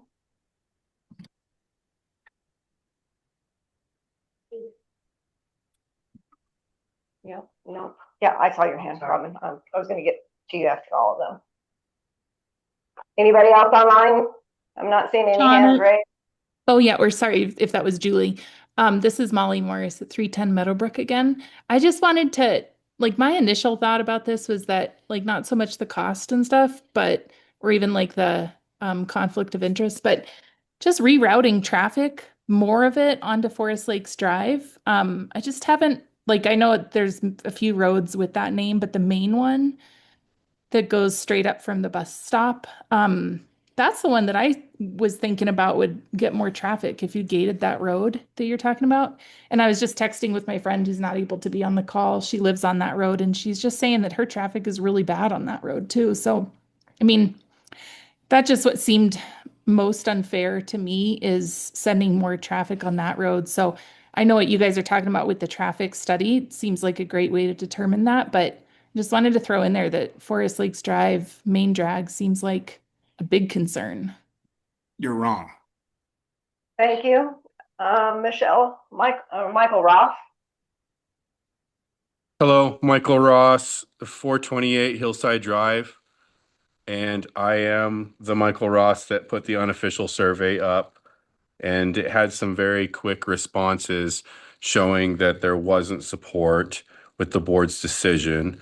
I want to thank Stephanie for bringing this up and reconsidering the possibility of getting an official survey.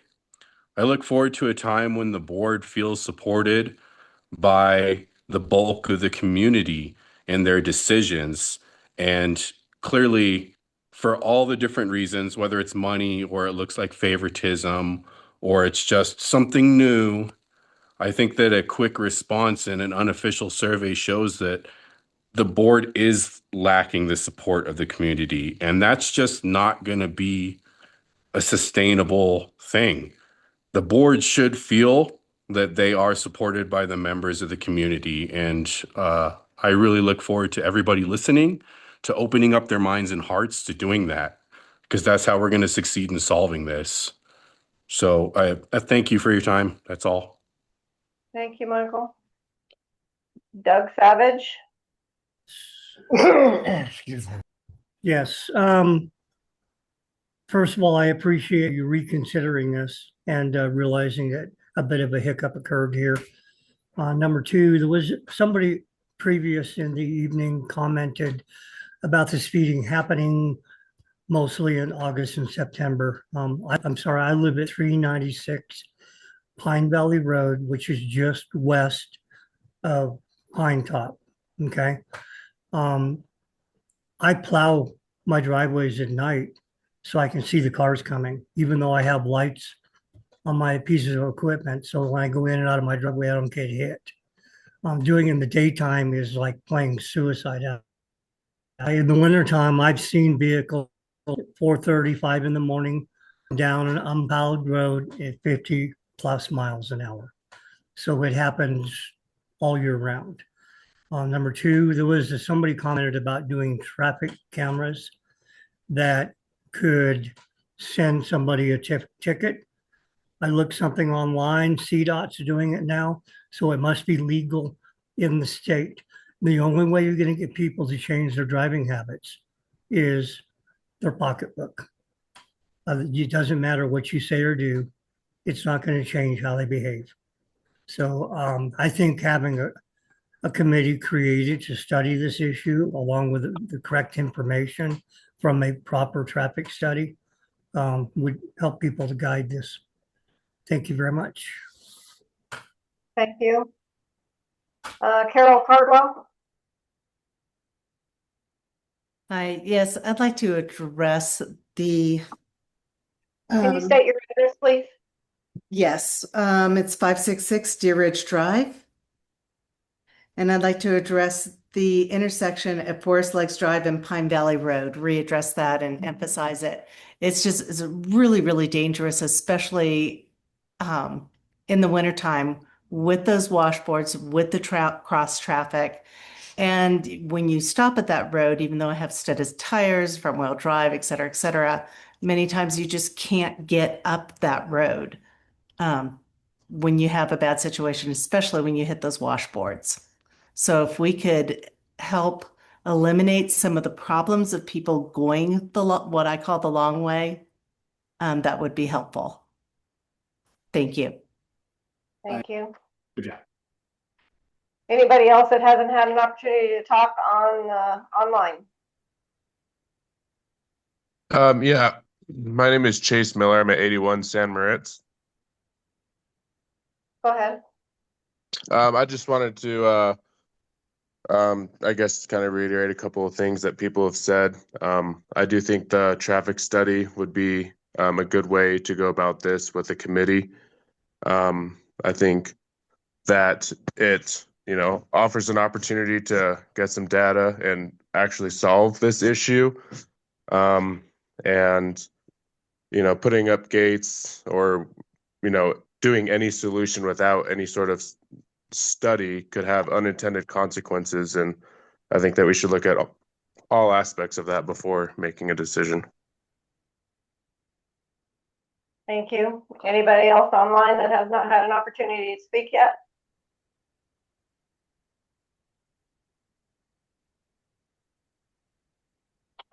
No, we have someone in the room here, Robin. Robin Kissel, 240 Little Bear Drive. As a previous board member, I don't know if you guys were familiar that we did have Sheriff Smith come out here and do a traffic because of the speeders. We did have him do it. He did it for like over a week. And what he did is he was able to tell you what day of the week, what hour of the day, and when and what the speeds were. It turned out that it wasn't as bad as what we thought it was. But that there were some, and it wasn't any given real time, like the morning or the evening when you think rush hour would be, or like on the weekdays or the weekends. None of that played in. And we have that data at Forest Lakes here. I want to say it was 2018, 2019, maybe. I'm not exactly sure about the year. You'll have to look into that, Corey, if you would, please. Not that it really matters. It's still recommended that if you have speeders, call law enforcement. Still do that. That way they do come out. They also said when they did the camera with the speed, is that they could capture the license plate, right? So they did do that. And what they did is they filed that back at the office. And then when that vehicle got pulled over again out on the road, they would be more apt to get the ticket. Here, they cannot do that with the camera, but it did put a flag there. And there were some that were saying that, the sheriff said that they were also sending letters to those residents that were registered those vehicles about being caught speeding. So there was some good that came out of that. Did it stop all the speeders? No. But let's do it again. Let's do that. Like, Denise is concerned about that. Let's go ahead and do it again. That's my thought. Thank you. Did somebody online have a comment? I do. My name is Sarah Phillips. I live at 195 Pinecone Drive. And I apologize, I had to jump on this call late. I was working. It sounds like a lot of people are really concerned with the speeders who are going up that hill, which is why the gates and traffic. I'm wondering, with the safety concern, why you guys haven't put in the speed bumps right there.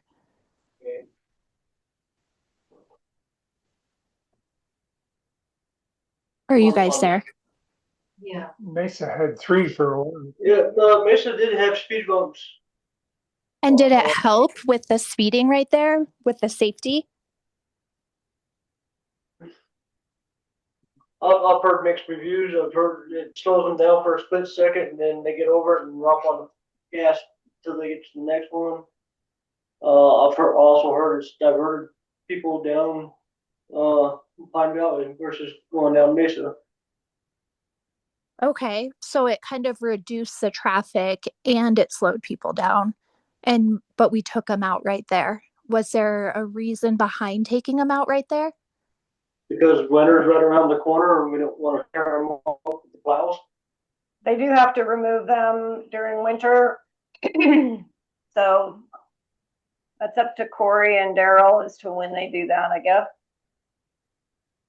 Okay.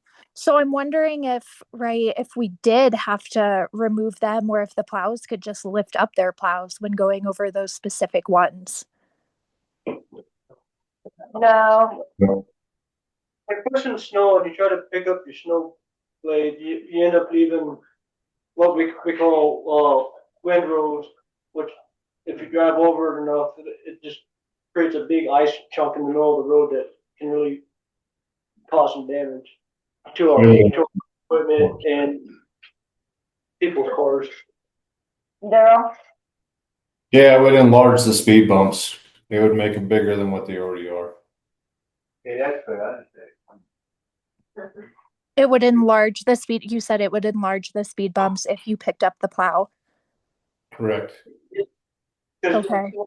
What'll happen is you'll leave a bit of snow behind, and you do that each time you plow. It just gets compacted and turns into a big ice chunk, and it just continually builds and builds and builds, and then eventually we have to come out with the backhoe and fill up this big iceberg off the road. Which would take them to speed bump too. Thank you, Sarah. Well, I'm sorry. I don't think I'm quite. Did I use my 5 minutes? Go ahead. Okay, so my other concern, right, is everybody is talking about doing a traffic study. And I would say that if you were going to complete a traffic study, you guys need to find a way to close down that intersection and see how it is going to negatively impact the other roads in the community that are going to see the increase in traffic, right? Because if people are saying that, well, 200 cars went down my road today, well, those 200 cars are still trying to get out of Forest Lakes, right? So see which roads are going to be impacted. And I think as a committee, you guys really need to consider all of the community rather than one or two roads. That's all. Thank you. Thank you. We have okay.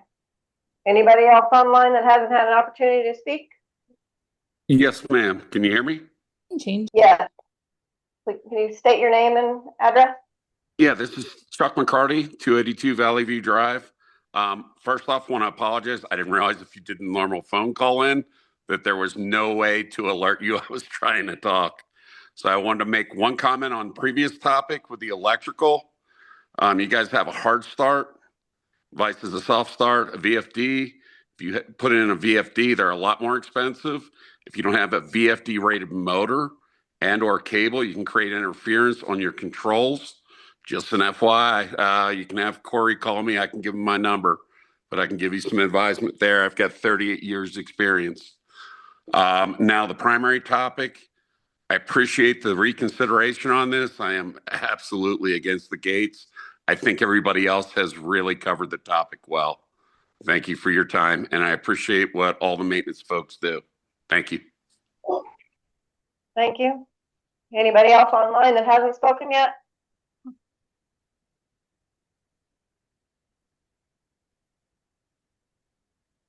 No? All right, we're going to move on. But this is going to close the reconsideration hearing and return to the regular meeting. And Corey, are we ready for number 8? Yeah. Okay. So we're going to go into the decision on reconsidering. So this is a really tough because I realize that whatever decision I make, I'm going to make residents unhappy. It puts a huge burden on me. I've thought about this for quite a while. I know in research, Corey has done a tremendous job trying to document recordings when the road was open, when it was closed for construction, all that stuff. There was no communication found, no votes put to residents to leave it open or to close it. I also want to address the good standing of the board members that had the good standing of the board members on this topic.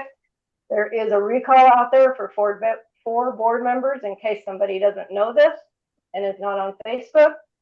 They're trying to recall Director Moore, Director Beer, Director Baldley, and myself due to this topic.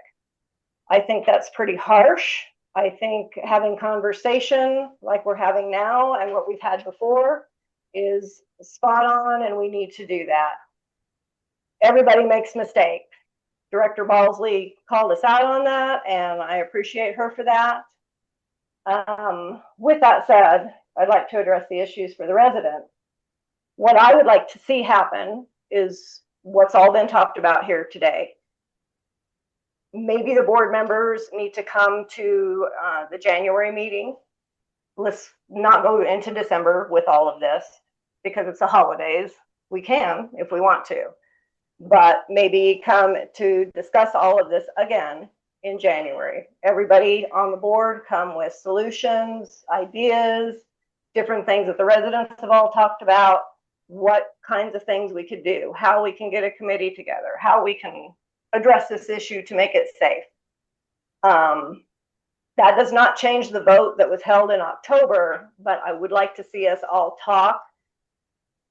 Once these discussions have been made, there can be a new vote based on what was already voted on. So what I would like to say is also to Corey, you know, maybe his staff can come with ideas just like the residents came today, and great ideas. Some of the things that came out into emails, I didn't look at any inflammatory or derogatory comments because I'm just not going to do that. I listened to the residents that had really good constructive criticism. No turnaround points for large delivery trucks, access to neighbors on the same road, district paying for the gates.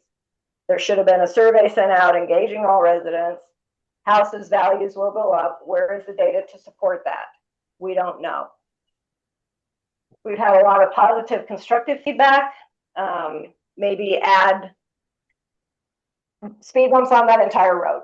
You know, just to stop all this traffic from speeding and causing issues with safety for those residents. Improving the loop road. If the loop road was improved, and that may have been some of the discussions, I don't know where all these roads are that they were talking about, but maybe improving some of these turnarounds and how the loop road can get a little more traffic. Adding stuff. These are all ideas from the residents. Getting law enforcement to write tickets. Doing a study on the road count. For improving safety, sounds to me like there's a lot of ideas on how we can improve the safety.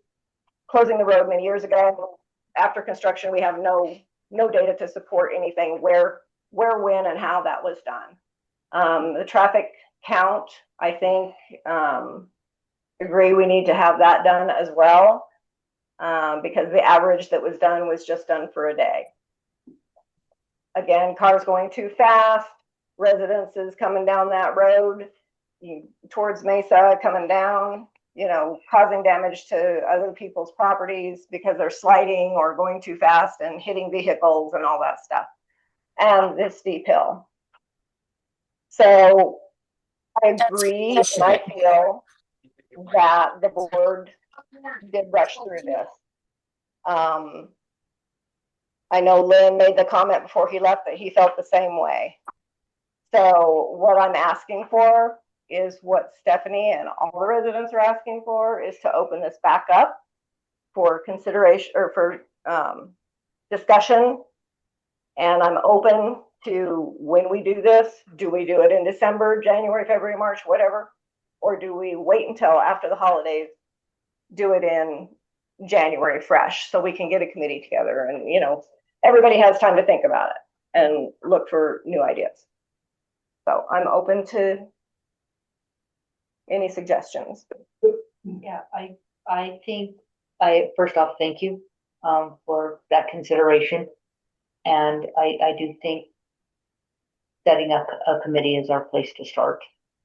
And I don't think that's just something we can throw together, because I don't think it should just consist of board members. Yeah. I would like to have some community involvement on that. And this is great.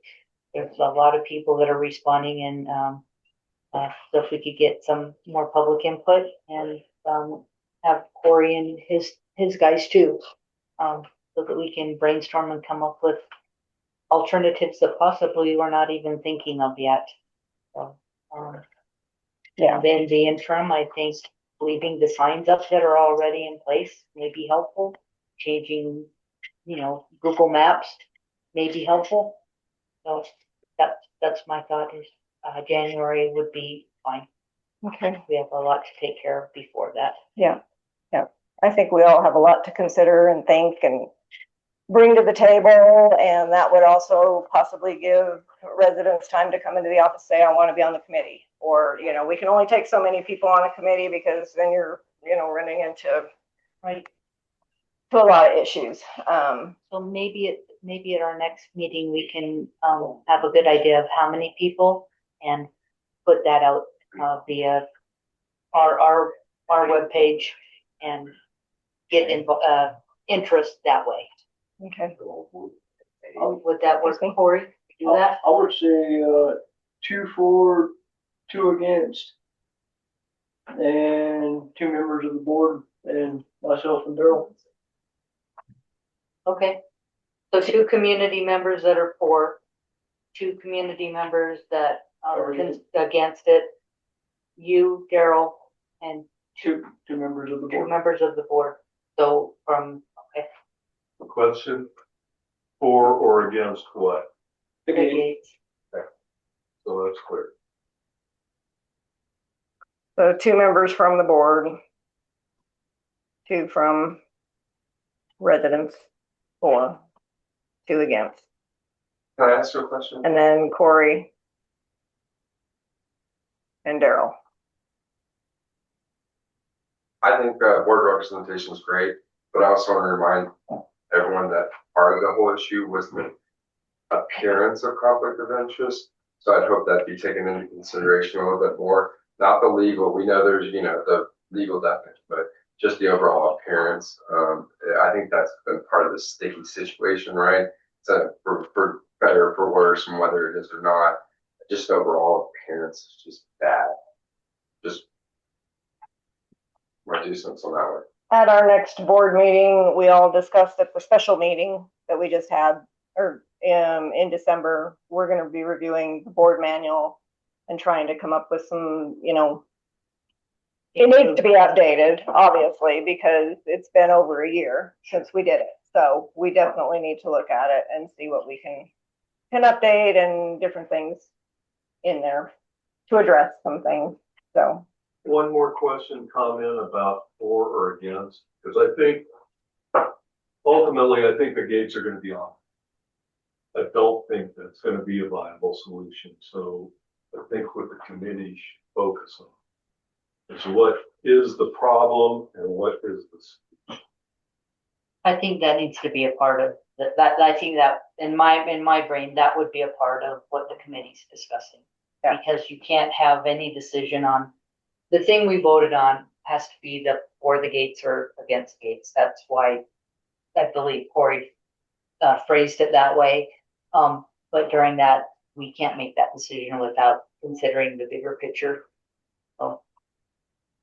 I'd like to say something about the closure. I could care less about the closure, but if you put enough speed bumps on that Forest Lakes Drive, people are going to avoid that road like the plague. Because they're not going to want to go down. They're going down there to get out fast.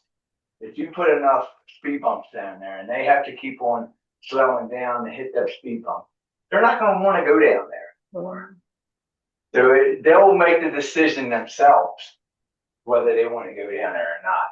Most likely, they'll avoid it. Mm-hmm. And what I heard from the residents, was it's not just this road that has safety issues that I think the committee needs to address and, look at and see what can be done. Where are the problem roads? Like you said. Oh, cut you off. Because you can't see him. He has his hand. When you're done. Okay, that's all. I think, getting a committee together to look at the entire forest, like, would be good. Max at 989 Deer Ridge. If I may just offer a suggestion for the committee, I think it'd be helpful to have the focus be safety. Traffic, for instance, of people who live on a street with higher or lower traffic is a consideration of where you buy your house. You know, I bought my home here last October, and the big factor was the street is a dead end.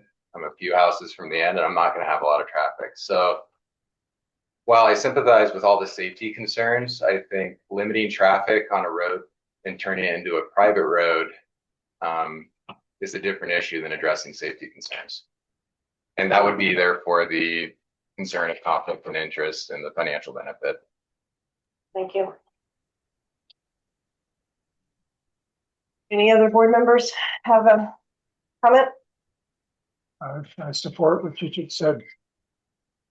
So I'll kind of touch on some of the topics. I do realize that certain people within the community, both here in person and online, saw my post as inflammatory, kind of challenging board members.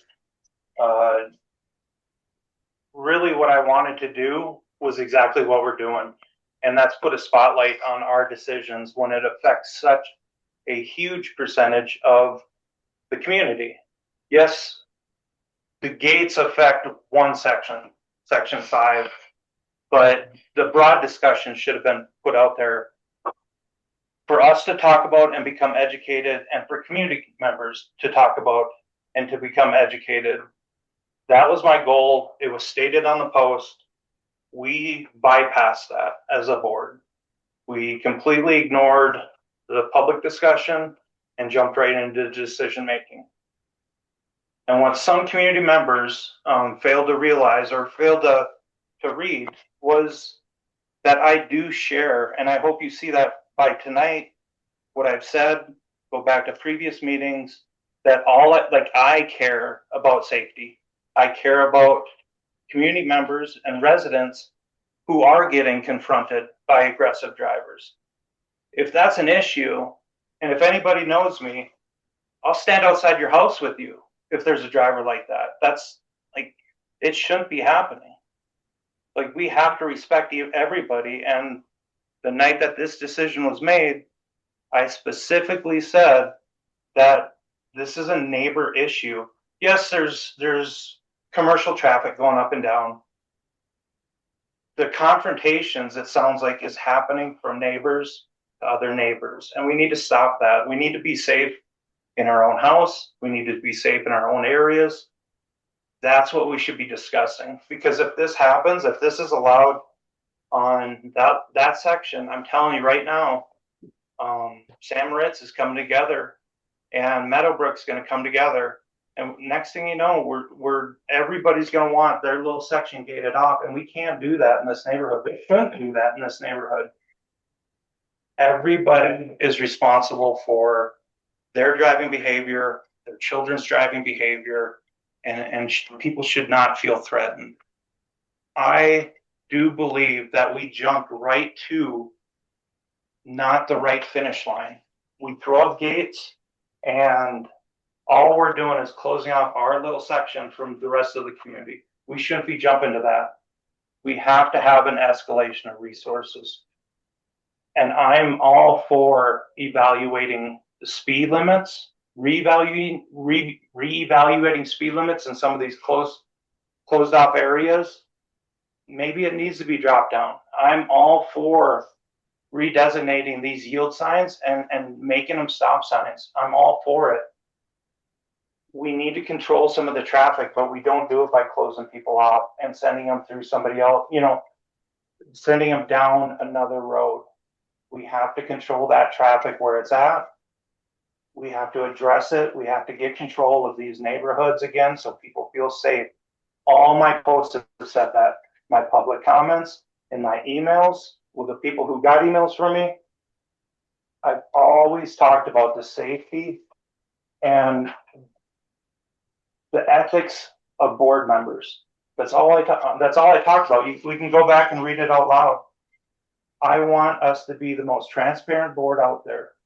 I want us to be the board that makes decisions that betters this community for my children, for your children, for people getting old that don't have children. I want you to feel safe and I want you to be comfortable where you live right now.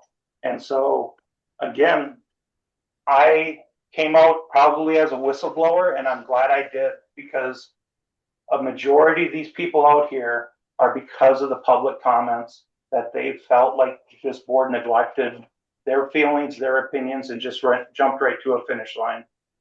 We need to have this engagement. We had this engagement when it came to paving the entrance.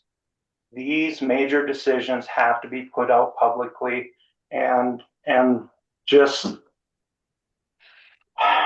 we can't be making decisions in our emails, and we got to be doing this stuff publicly. And I'll leave it at that. I don't want to get in trouble. Thank you. Thank you. Anybody else? No? Yeah, I just want to say thank you to everybody that is here, actually, online and in person. I think it's great engagement, and it's helpful. Hopefully we could maintain this. Yeah, it is very nice. I mean, to see the amount of people that have come out regarding this, you know, even though it was kind of a very sticky situation, on average, we probably have 5 or 6 people that show up every board meeting. So that looks to us like nobody really cares about what's going on in the neighborhood. So it's very nice to see everybody out here and giving their feedback and input, because it's important. Okay, so everything is good with this, and we're going to move on to the budget hearing. Corey. Do we want to go? Can we just take a little break in case if anybody needs to leave, wants to leave? This might be a good time. Yeah. If anybody wants to leave and not stick around for the budget or trash hours, mail stop fee. How can we sign up for the committee? Because there's only 2 Corey. opportunities. Talk to Corey. I'll talk to you in the morning. Are we gonna? I won't be here. Are we gonna put it? Are we gonna together an interest out there for everybody? Yeah. Okay, Okay, so let's so December agenda or January? What? January. I can't hear you. January agenda? Yes. Okay. I'm sure the budget's in good hands. Yeah, it is. I mean, were we gonna talk a little bit about the committee? And I guess we have the committee makeup. Okay. Yeah. Sorry. Thank you. Okay, let's move on to the budget hearing with Corey.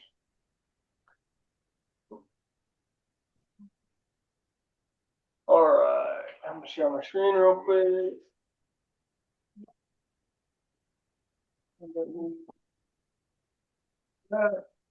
All right, so not much has, I can't go to the other page.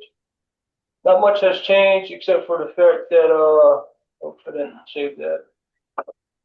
We have changed a couple of the no-brainer on this. So the Colorado Trust Fund used to be 15.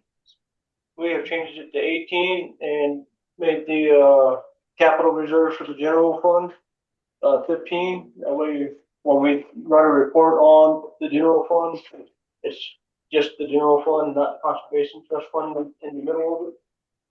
Okay. So that's one of the changes that we made. And then I added for the last motion, what my rough number of what I was able to come up with for the traffic diversion gates was about $15,000, and that's a rough number. The contractor I'm working with has not given me a hard quote yet because of what I asked for. I asked for them to be solar powered and work a VHS signal or VHC signal where they can just open it with their radios. Mm-hmm. Like 2 clicks of the radio, the gate would open. So I'm waiting on that quote. And that includes the concrete for the pedestals and all that.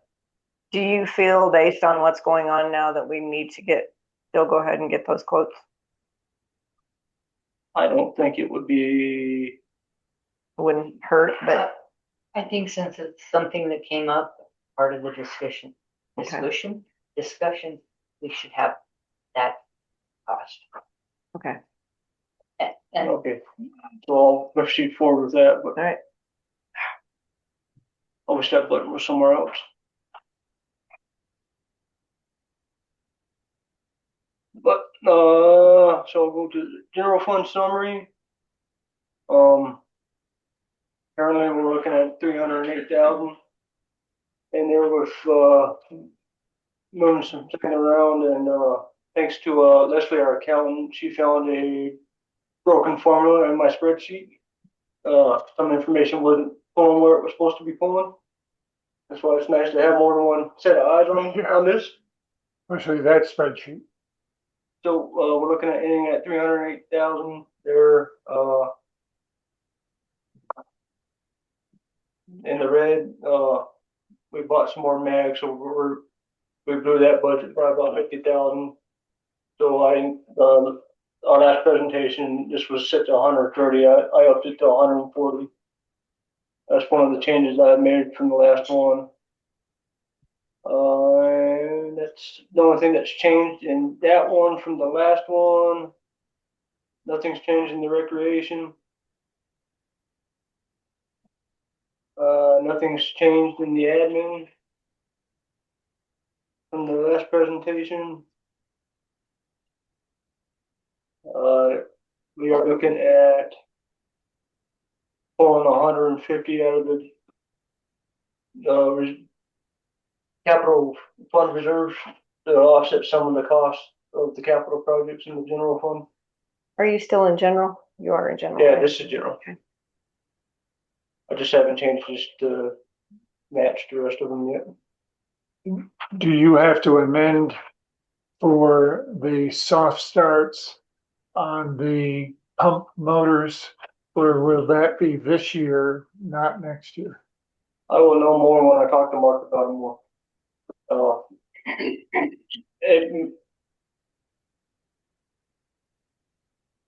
More likely it's going to be this year, so that'll be part of that budget. That will be part of the future map talk. Hang on one second. Gives you power in your presentation. Get that echo going. That will be part of the budget supplement that we do with swapping the plow truck for the May excavator this year. Okay, that makes sense. No change in the conservation trust fund. The water summary, we're looking at ending with in FY26 with a $466,000 fund balance. I would like to add a project in and start some engineering to bring water from Deer Ridge up to Timber, a portion to service some folks that have some water. So we can at least get the engineering process done, because we're not going to be able to afford to do that project, or we're going to severely hurt the water fund balance. I got a quote today, and that was about $470,000. So for the project or for the entire project. So okay. I would like to add the engineering to start getting that done, because we have had multiple inquiries about getting water over there. And we're obligated in this case, not like Unit 3 where. No, we're absolutely obligated. Okay. So if general consensus is I can move forward with engineering on that and add that into the budget. Sounds like you're up against it. How many residents are clamoring for water there? Oh, can you point to it on the map? I'm sorry. Sure can. And where you're talking about routing it? So this resident has asked, these guys are tied into a high pressure main. I believe this lot is too. So we're going to pull these taps off this line before we go up their house.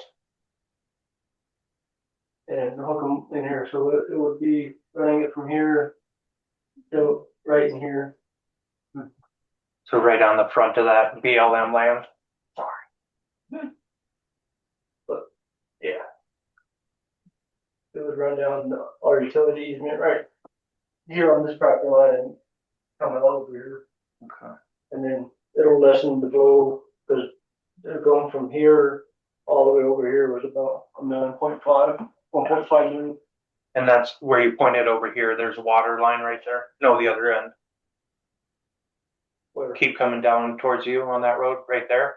Is there water right up to that point? Yeah. Okay. Will that money allocated connect? It won't connect this. Okay. What that. So right now we're just talking about that price that I just gave you was just for this. over and down. Okay. To be able to bring it from here and connect it was 1.5 million. Are there homes between the two, the projected main and the existing main? Are there homes that are not served in that gap? Yeah. Well, there's not houses built because they can't build without water. Okay, so those are empty They're lots. wanting to develop. So in the future, we could tackle it from either end and try to eventually service most of that road. Yeah. From one direction or the other. In my opinion, the best route is to start with this side and work our way. Work back. Because this way, a lot of that 1.5 million. Where's the 1.5 million coming from? That's just based off $300 a foot of 8-inch pipe. Just the average going right now. Well, we don't have that in the budget. No. Okay. Corey, would you show me again where this one would end? Somewhere right in here. So those people that are off of the high pressure, would they just would we run like a service line to them? I would try to get as far as we possibly could. With the main? And we'd have to run, this house will probably have a little bit longer service line. Sure. Okay. But yeah, I was thinking you were a little bit farther back. And I'm like, if we could get the main closer, then we wouldn't have to rebuild it later on. But what you just explained makes sense. Thank you. So the high pressure line, are we eliminating the residents connected to that altogether, or just those three? They would be moved to the other line. I mean, are we facing that issue somewhere else too with the high pressure? I just know about those. Okay. So the ones we know we will be, okay. So I'm sure they might have attached them with our high pressure lines back in the day, but yeah, we have no way of knowing what they did.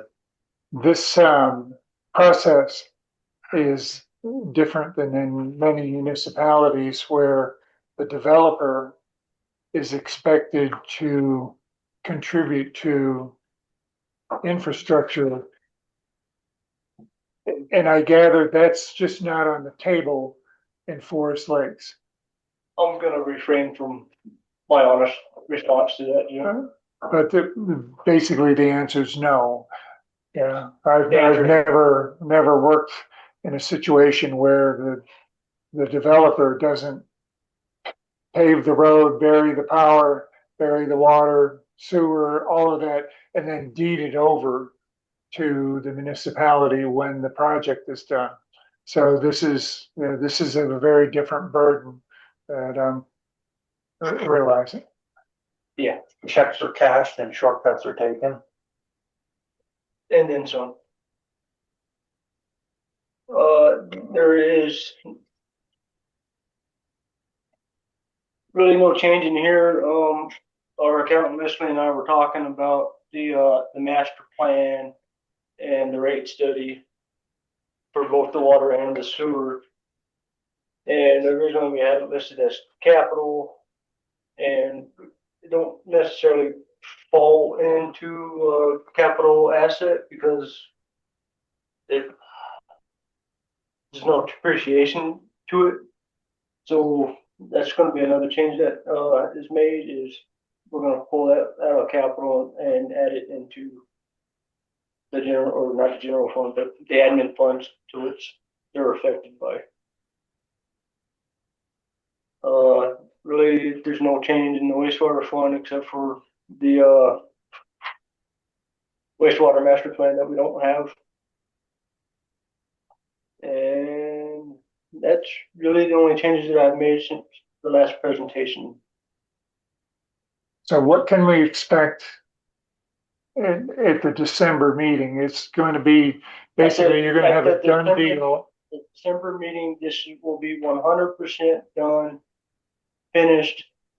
And so what you'll do is we'll have a resolution to approve the budget. You'll have a resolution to appropriate funds for FY26. You'll also certify the mill levy, or per resolution. You'll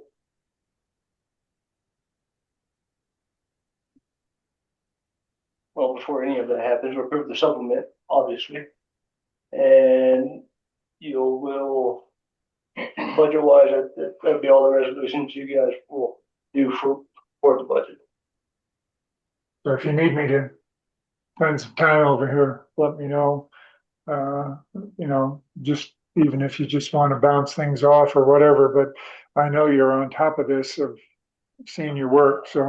What we need to do after we get through all this is, the budget committee and myself need to sit down and start formulating a budget policy of what we want to see in the reserve, whether it's 3 months of operating costs, 6 months of operating costs or expenses, or a year worth of operating expenses or cost, and hash out how we want to start, doing that, and then what needs to be moved over, or what percentage needs to be moved into the reserves, and all that good stuff.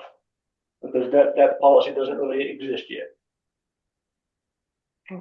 And that maybe this year, or it might be early next year that we work on that. That's what I guess. It's important to have, and it needs to be done, but it's not important enough that we need to get it done before December. So we have some time. We can start on it, but the odds of it being done by December it's not going to happen. Not with some of the other pressing issues that I have. So maybe we can start working on it in January. Yeah. Ish. I have a question for you on the general fund recreation expense detail. Oh. For me, it's page 63. I don't know where it is for you.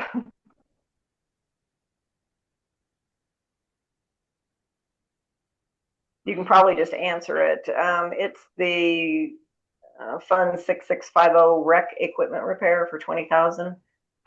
Yes. What is that for the park? So rec equipment repair, that would be for swings that break, the slide that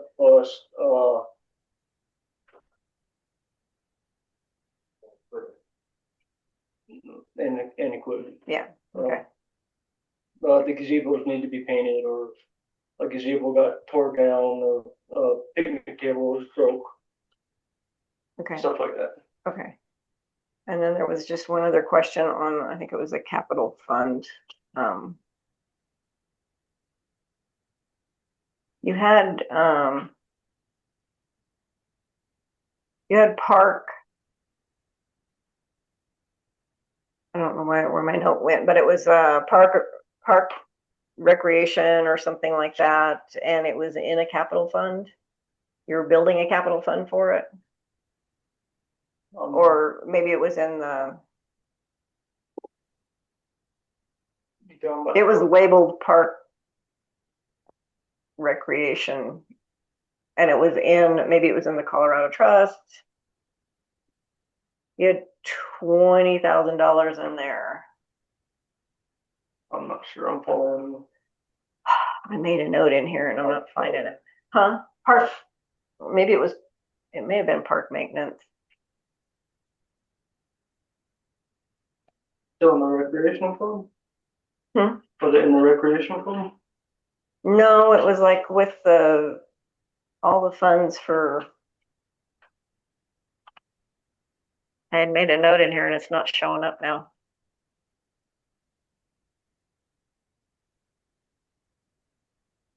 I'll get with you. I'll come in and ask. Oh, here it is. Expenditures under the Conservation Trust Fund. Park development. Is that recreation?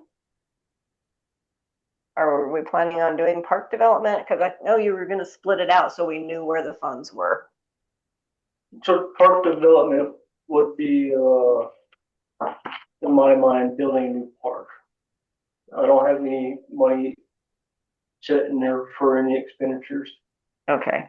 Because I know we had talked about doing a conservation trust fund for recreation so we could start tracking that money and how much we had and getting interest on it and all that stuff. With the or you mean Colorado Trust, in the Colorado Trust? Yeah. I haven't created a new sub-account in Colorado Trust for Okay. parks.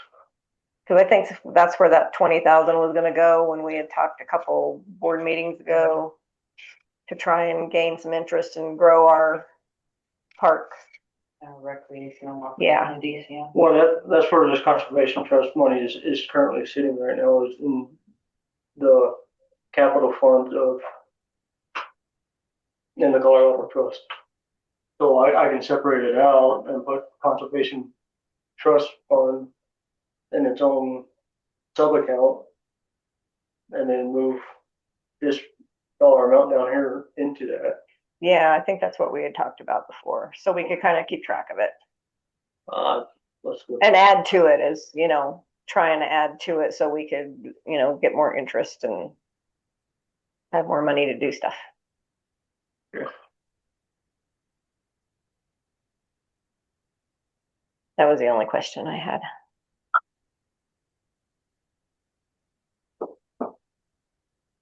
Never know. Unless the board has any other questions about the budget, we can move to vote questions. No Okay. questions for me. I don't have any questions. No. Michael, no. All right. Any public comments on the budget hearing? Stop sharing so here? we can see hands. Anybody in here? Okay. Anybody online? Questions regarding the budget hearing? Nope. Good. And I will say, if you guys come up with any questions or have any concerns about what you see in the budget, this document is available for public viewing here at my office, and I will answer any and all questions when it comes to it. Okay. Thank you. At this point, we'll go ahead and close the budget hearing and move on to board action and discussion, the right water drought management plan. Yeah. Miss Julie, I do apologize. That's Cody Cartwright at 202 Hillside Circle. I was trying to raise my hand earlier, but I couldn't find the button on here. Okay. Before I cut out, I just wanted to thank each and every one of you for everything y'all do daily. This has offered a time for us to reflect on ourselves and in our involvement with you guys and in the community as a whole. Thank you for everything you do. Thank you, Cody. Thank you. Y'all have a lovely night. You too. All right. Okay. Right water. So as was mentioned at our last meeting, we did get the grant to proceed forward with our drought management plan. All I am asking for is approval for me to be able to sign this document to engage with Brightwater to actually start working with me and Mark and Daryl to develop our drought management plan. And what this drought management plan is going to do for us is, if we do end up in a drought year, kind of like we were all summer until the end there, it gives us a plan, so, okay, Daryl, you can't water the green belt anymore until we get some rain, or we need to cut down on some of our water usage that we're using on our roads. For those that water in Forest Lakes, you can water on or not odd number day. If you're even number house, you water on even number day, start conserving some of our water resources. Okay. That's what this plan will be, and whether or not, hey, you guys need to start releasing water, or not releasing, if we were to be releasing water out of the reservoir, don't do it at this point in time, which we have no intentions of ever releasing water out of the pond, but Yeah. it would, dictate, hey, instead of releasing water out of the reservoir or pond, we need to meet our augmentation plan to the Bennett Myers ditch. Is that why you have the rates, fees, charges for water, sewer, roads document in here? No, that was part of the budget. I'm sorry. Oh, okay. I was wondering what that was about. The only rate that's changing is the lien fee filing. And the number that's on that document is wrong. It's not supposed to be $85. It's supposed to be $119. And that's because the county's increased theirs from, I think it was what, 15, 13 bucks for the first 13. It was 13 to file it, 13 to release it. It's now 43 to file it, 43 to release it, and $33 for our time here in the office. Okay. Then I have to run down and get it notarized, and part of that's prep it to do all the work to it. So the lien filing fee to cover the county cost and a portion of what it cost us in-house. Is that a document you have to submit with the budget? Because we are changing the rate, yes, it'll be a resolution for that. Okay.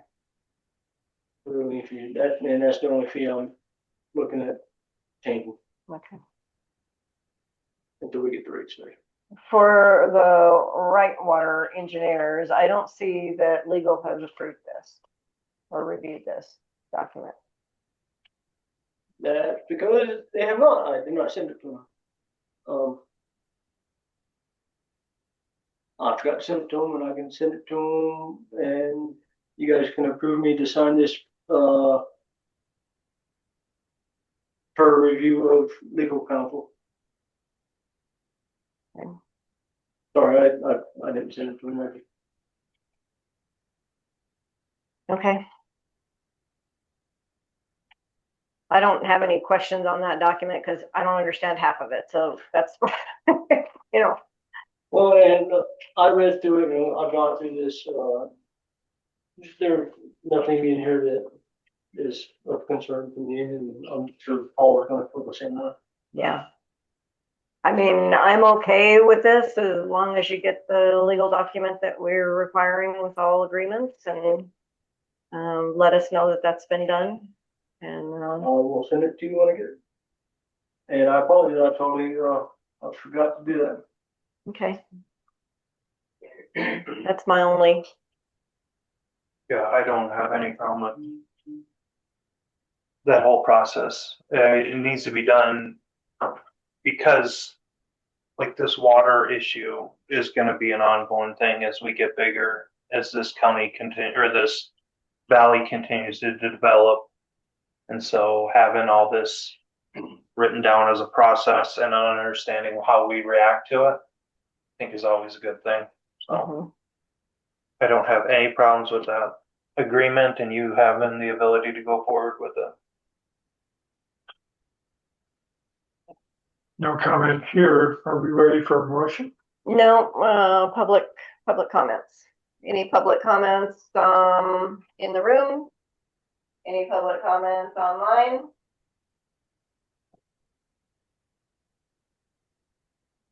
No?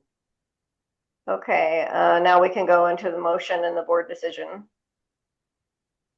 So I would make a motion that we give Corey the authority to sign this agreement pending review by the attorney and Corey sharing that with the board, as he proceeds to sign, letting us know that it's done or there's a problem from the attorney. So convoluted motion, but Yep. I understand it. This is Julie. I'll second that motion. All those in favor? I Believe so. Yeah, with legal review, I. Yep. That's a unanimous decision. And then the state of, Corey, I guess is the state of Colorado Department of Natural Resources all part of that, right? Yes. Yeah. That's all part of the whole document. Okay. That's the grant being approved and what we're supposed to do and all the good jazz. Okay. And just for some of the people on that are in attendance, like this all initiated from us taking over the ditch, right? The water rights, being in charge of it. The drought management plan doesn't really, It doesn't connect there. it does to a point when it, like if,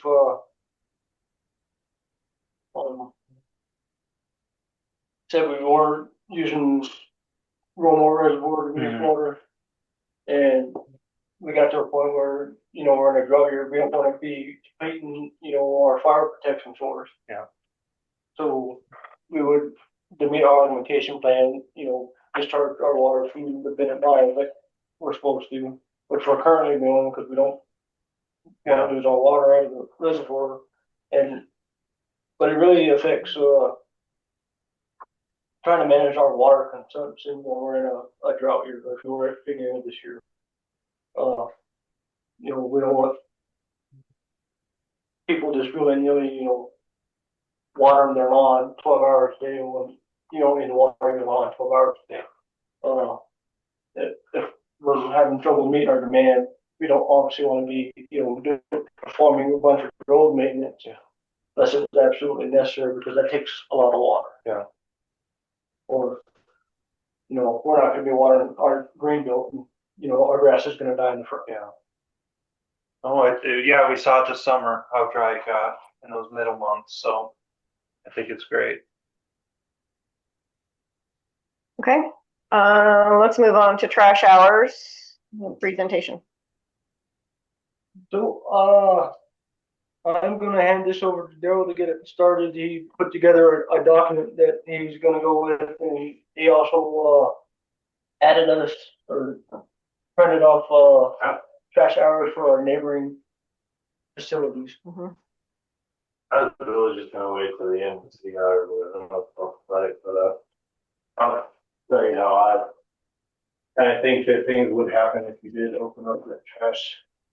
And I'd like to also start out with saying, I have no problem doing a lot of things for this district and putting my own manpower and hours into this district.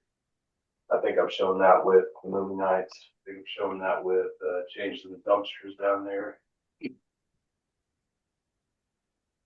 me. But I think asking for more hours out of the employees who are already selfishly, you know, putting in a lot of hours in this district to come back after 6 o'clock or after 4 o'clock. Both of those dumpsters. Yeah, I think there's some problems with it. FLMD employees being on call are and should be entitled to a day off at least once a week. Study shows even one day off equals more productive following week. If you work the employee the whole 1 week, let them have a day off the next following week, putting a strain on manpower, it's already lacking. I have 2 guys to do roads. I have 2 guys that work on everything else, and that's me included. And then Mark's the same way. Mark's in the same position. Our proposed 7-day week trash week, or trash is going to be for more prohibited items to be placed on the weekend. The increase of trash, of household trash, resulting in more polls.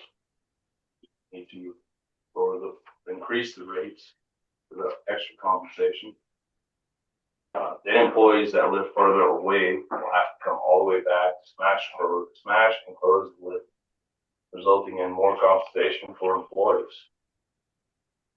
An increase of noise and traffic for our neighbors who surround our shops, and hindrance on traffic, and hindrance to their home lives, down to backhoes, the trash. The more the trash is open, more wear and tear on equipment, fuel consumption. Whenever a resident purchases a home in our subdivision, trash hours are read out clearly and loud to them by the ladies in the admin office. They have an entire speech that I've witnessed several times. I'm sure Corey has heard it several times working here. And they go very extently to even tell them that it changed. If they purchased the house in December, they found that the hours changed in summertime. Below are our neighbors' trash hours. I gave you all a copy of them. You should have extra copies for anybody that wants to see them here.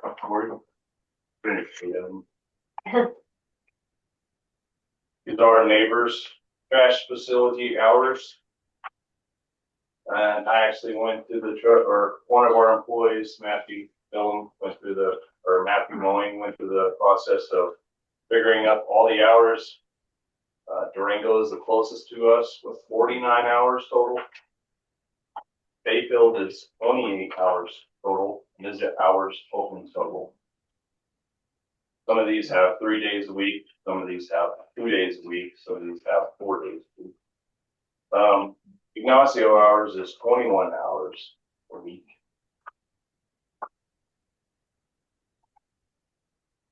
Augusta Springs is 35 hours a week. We are 50 hours a week in the winter, 52 hours in the summer. Why should your crews who already put in extra hours to repair leaks so that you may shower and flush your toilets and make sure you have safely plowed roads to drive to work, school, church, or obtain groceries, and do so at the drop of a hat, work even more hours on top of already generous trash facility hours? Have you thought about just maybe massaging the hours a little bit, like one day doing? I have, and we are open, and we talked about this on a board meeting before. We are working 10 hours a day, 4 days a week, summers. You can change that to 10 hours a day in summer, Monday through Thursday, on top of what we already do, which is actually a little later on Monday to 6:45 p.m. So that's a little over 10 hours. And then, Wednesdays it's open a little earlier, which we would be getting here at that time anyway. We work 10 hours a day on those summer hours. But I mean, in the wintertime, that's when we're the busiest. That's when we're plowing snow, and those hours could be 2 o'clock in the morning. Those hours could be 3 o'clock in the afternoon. Those hours are all over the place. And when we do plow, we usually open up the gates, we open up the trash. People are more than welcome to throw trash at those times. But, if we're not, we're probably resting. So, yeah. Yeah. Well, I appreciate you looking at it. I know that it's hard, and I'm not saying that it can't. I'm just saying that 7 days a week is kind of ridiculous to me. I don't know of any trash facility place that's open 7 days. And as I'm sitting here looking at these hours, maybe we could have a compromise on Saturday, and we can go an hour later on Saturday. Instead of closing at 5, we can close at 6. I just came up with that. I mean, obviously I would have to consult with Daryl on that before I just make that change. And I would have to go my hands on that. I don't even work on call, so this doesn't really affect me, but kind of does affect me because that's more strain on my manpower. So Cause the Saturday workers just come, right? They're not there. They do. They come in the morning to open up the gate. They come around lunchtime to smash the trash down, and then they come at the end to smash the trash and close the lid. And they do monitor the trash pretty much all day because it gets too full. And I know in the past, sometimes that, I think my guys have done a pretty good job with that. Yeah. Have you talked with all of them about options? Yeah, I have.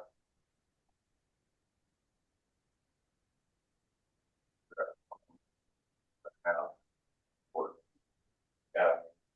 From what I've talked to them, they don't necessarily feel that they should have to work 7 days a week either. What you want with these? Oh, that was probably one of the. Yeah, okay.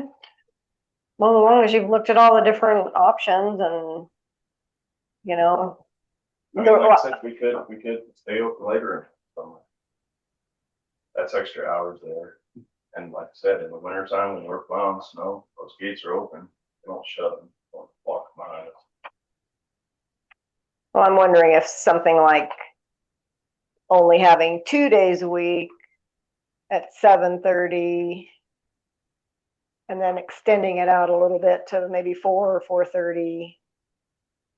Because I think your guys all go home at 4:30, not in the wintertime, 4 o'clock.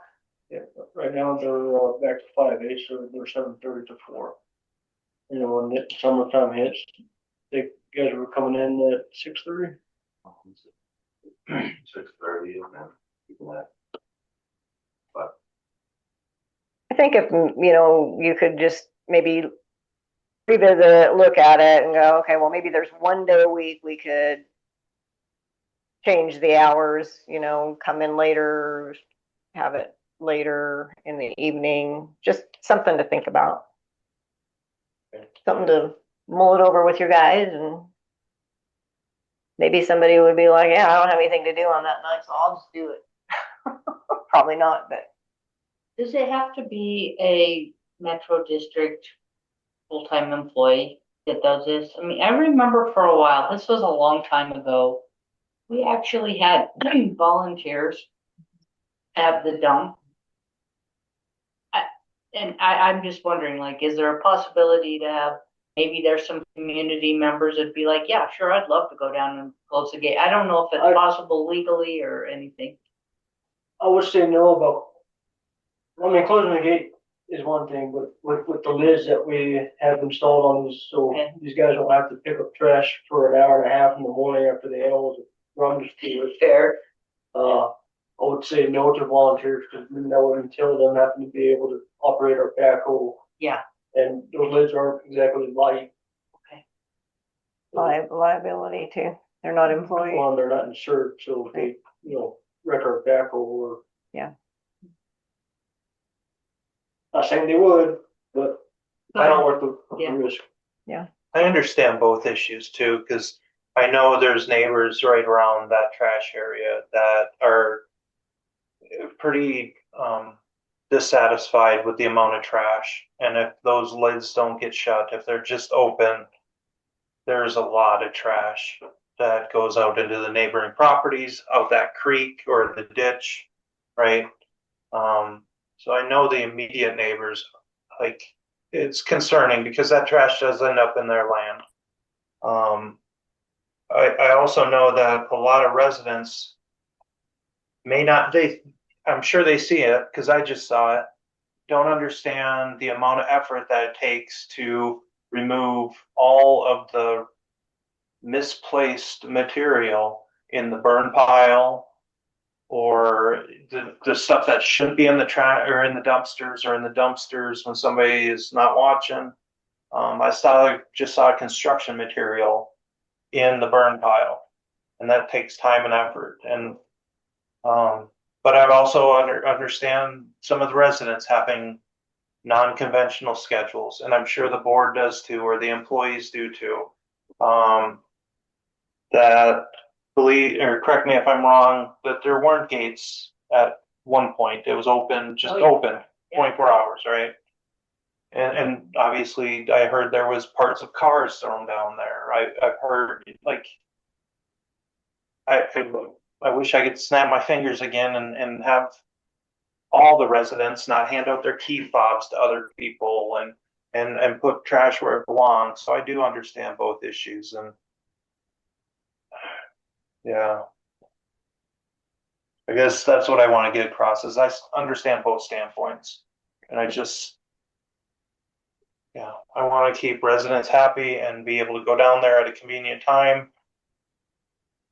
I don't know if we can satisfy everybody. I want the employees to be happy. Again, they're not going to be happy if we overwork them. So if there's room for fudging, I don't know.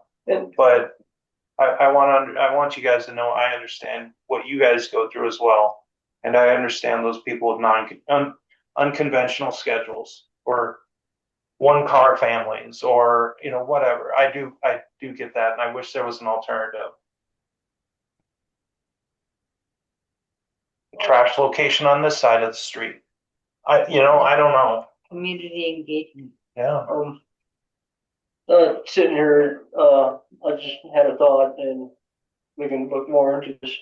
We keep a part-time position in the general fund open for, when we need some extra help around here. Like this year, we had, painting some of our buildings to the mill stop, cutting the grass, helping go through our records and get rid of some of that.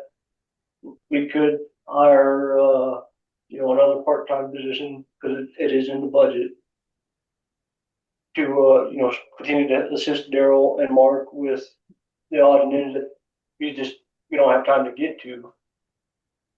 That could be a potential, if say, part of your schedule is you have on Sunday this job of opening and shutting the trash area. I mean, and is Sunday really the big driver, or could we just like have that person maybe like if we extended that they could be the closer or something? I don't I'm Work half days. I can figure that out, but I'm just sitting here thinking about it. That is an option. I mean, I wasn't sure if we're going to need to hire a part-time person next year or not, but we keep it in the budget because it's nice to have. Okay, well this is coming up. We need to get some hands in here to help catch up on the grass cutting and the odds and ends that we just can't get to. And maybe that part timer could go to cover one later evening trash closure, during the week. Whether it's, what is it, 6:45 on Mondays, on Thursday it stays open till 6:45, and that part timer, covers down. I remember the last meeting, one person spoke up on this issue, asking for some relief. And I'm wondering how large a movement is this? How many people are inquiring on this subject? I'm sure half the people on the thing. Can I speak? we do have. Was it you? It was you. It was me. Yeah. So I posted on the Facebook page, I thought so. and it was crazy amount of positive, or I don't know if positive is the right word, but the people in the same boat, right? And to your point, Stephanie, right? I think I got your name right. So it's not about Sunday. It's when I lost that Monday, right? And that's when it all dawned on me. If my wife was coming back from Mass Second, I was like, "Oh, just leave the truck running. When you pull in, I'm gonna load it up. I got time." And then I thought, wait a minute. And I looked, and I was like, "Oh, we've lost that. We had it at 6:30. I think it was 6:30, and now it's 3:30. But it's 3:30 like every day. And I think the earliest it opens is at 6:30. Well, she leaves by 6. I'm lucky if she's home by 4:30. So even if it was just like, and I know that, and I thought at first in my head, well, maybe it's because the time changed, but I mean, we literally jumped up 3 hours. So even if it was just one, to 5:30, like one day a week, and I totally get where you're coming from. Nobody wants to work 7 days a week. Not asking for any of that. It's just, if there was just one day, like, and the week would even be better than Sunday, to just have that opportunity. Yeah. So, and I appreciate y'all talking about it and thinking about it. And I see, like you said, I see both sides. I see my side and the other neighbors, but I also see your manpower hours. So. You alluded to something, was it a survey or what? You seem to gather up a lot of momentum behind you. Yeah, I wasn't sure. I just posted a question on Facebook, like, hey, has there ever been any consideration to changing the hours? And it was just like being comment. Yes, I work 2 jobs, or, I do this. And, again, there's a lot of people with odd hours, right? And it's hard you're never gonna, as y'all very well know, you're never gonna please everyone. Was just asking, if there was just any consideration to something, right? And like, one day a week in the middle of the week, right?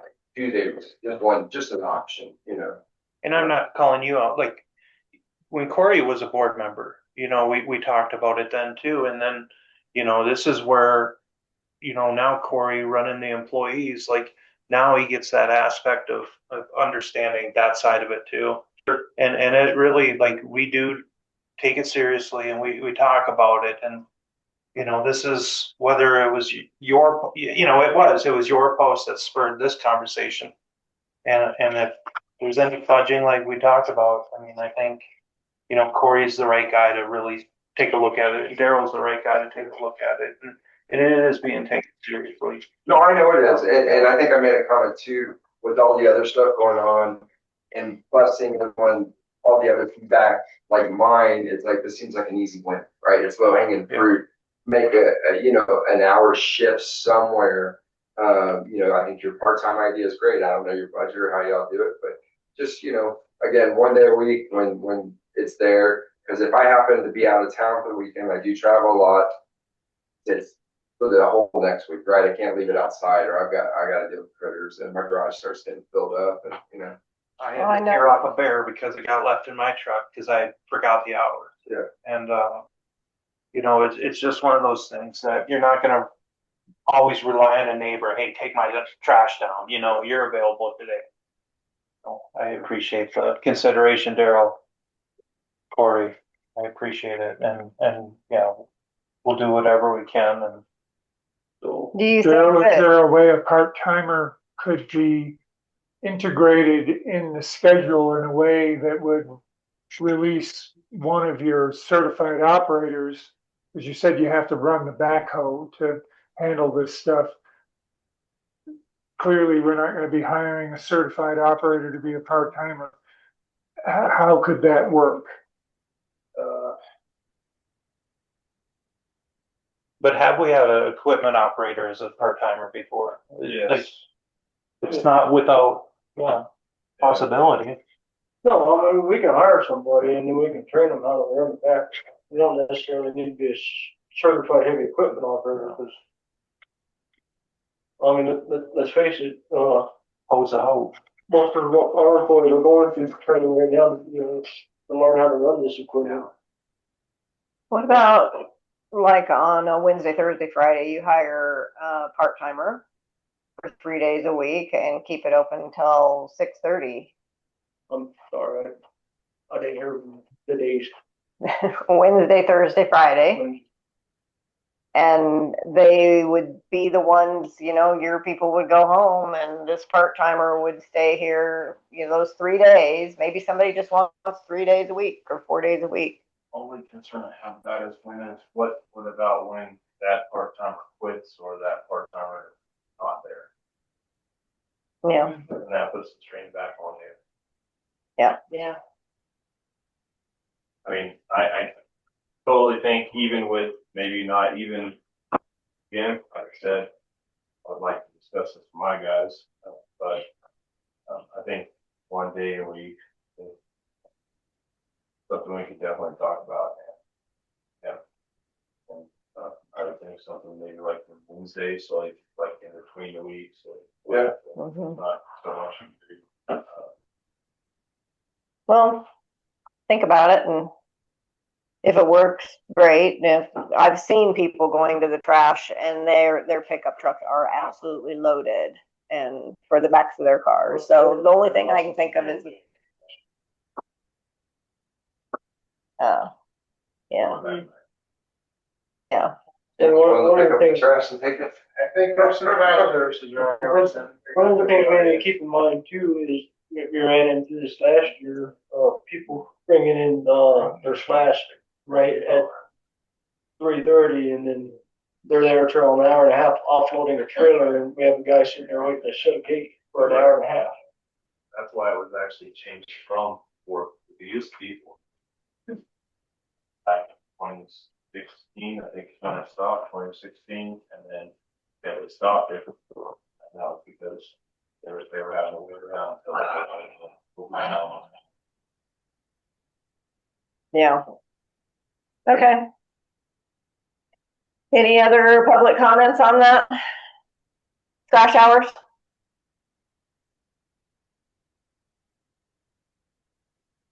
Yes. Well, I don't think we need to make a motion at this time because, oh, I'm sorry, Carol. No, I just want to say thank you for addressing it because it's something that we've been fighting about, not fighting, but having issues with for 24 years. Just being able to take the trash down because by the time we go into Durango to go to work, it's closed. By the time we get home, it's closed. So it really has been an issue for a long time. So thank you very much for looking for a solution. Thank you. I don't think we need to make a motion on this yet because, I want to make sure we have our direction. Daryl, myself, and his crew sit down and look at Wednesday or Wednesday, Thursday, Friday option, and bring meeting. And Sunday is off the board. Sunday is off the board. Yeah. Well, I'm gonna click off. It's been a long one. Thank you for the meeting. What do you mean it's been a long one? We're not done. Stay there. You're locked in now. Y'all have a good evening. Thanks. Thank you.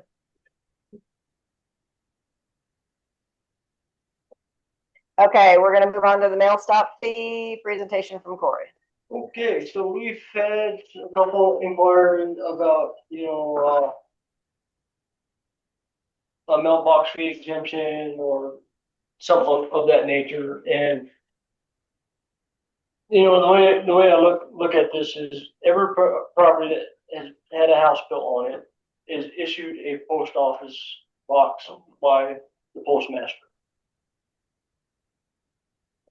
Whether you use it or not, you're going to get issued one. It comes with the property. It still costs to maintain that box. It still costs to, maintain all the services and stuff over there. I don't think we should be offering exemption. If we want to look at doing something, I would, potentially consider maybe doing a part-time rate or reinstituting a part-time rate for stuff like that. But again, we're going to end up with people that were abusing things.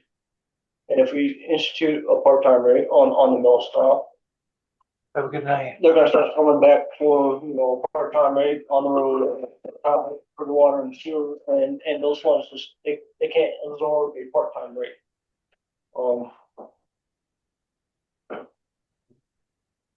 I'm gonna steal some words from bar peers.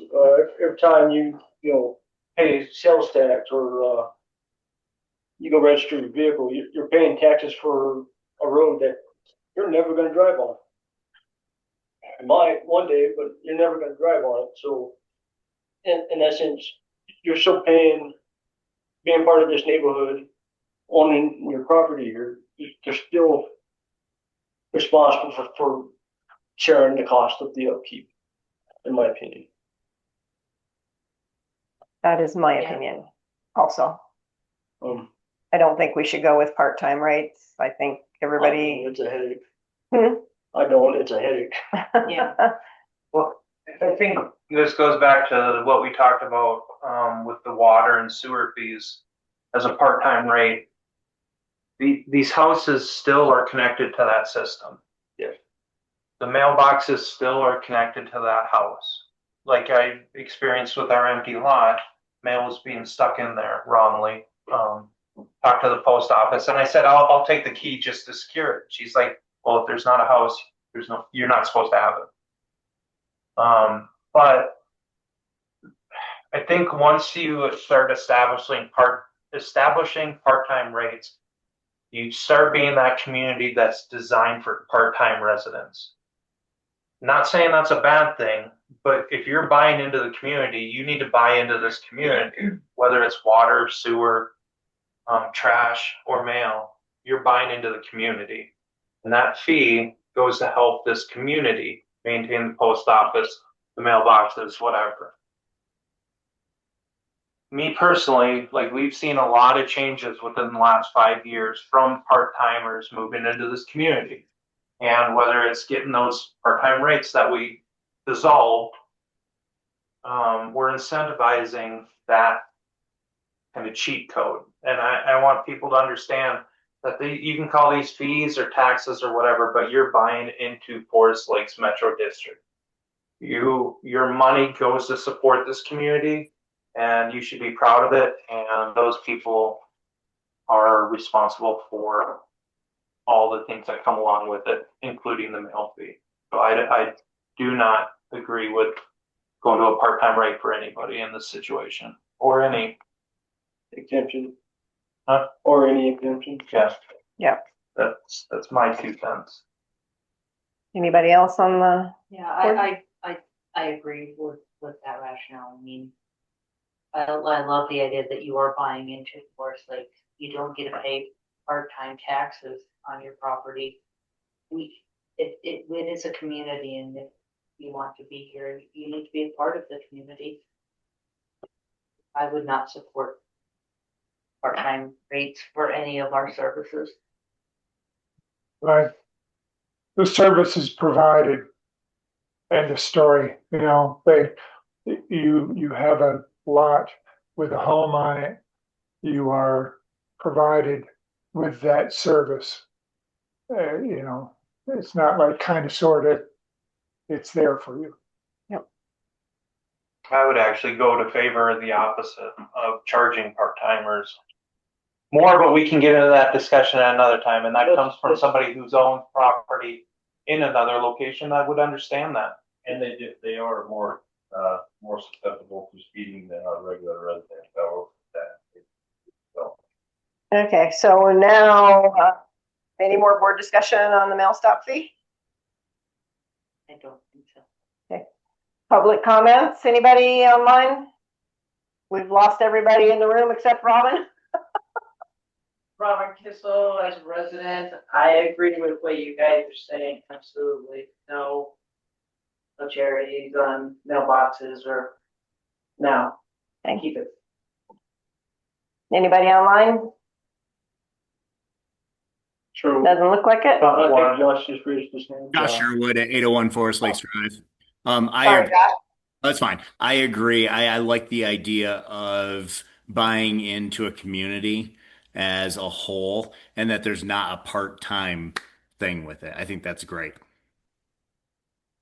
Thank you.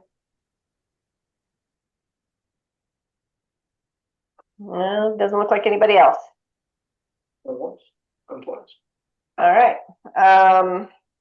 This is Julie. I make a motion to not do any part-time rates on the mail stop I'll fees. second that. All those in favor? I really think this needs a motion. Oh, you've got motion board discussion. I mean, you direct your direction. Direction. Okay. This doesn't really require a motion. Sounds like nobody wants it then. That's your direction. I'll proceed myself. All right. Committee reports. Let's move on. In any future agenda items, budget committee. Nothing additional other than, you know, the great work Corey's doing on the budget. Okay. Recreation committee. Nothing at this time. No, we still want to get some community engagement, and I still would like to get a survey out to see what kind of things people might be interested in. As far as, you know, recreational type activity. I had a list that I don't know where it is, so never mind that. Anyway, I do think it'd be nice to get if we could do it the Survey Monkey type thing. Can I make a suggestion on that? Please. Currently, I really had much bigger fish to fry. Doesn't have to be Right today. now. Well, what I was gonna say is, one of you guys can come in and I can give you the, login information for SurveyMonkey. And show you how to run through it, and then you guys can navigate that on your own without me. Currently? Yeah. Well, some of the other stuff that I got going on, that's not top of my priority list.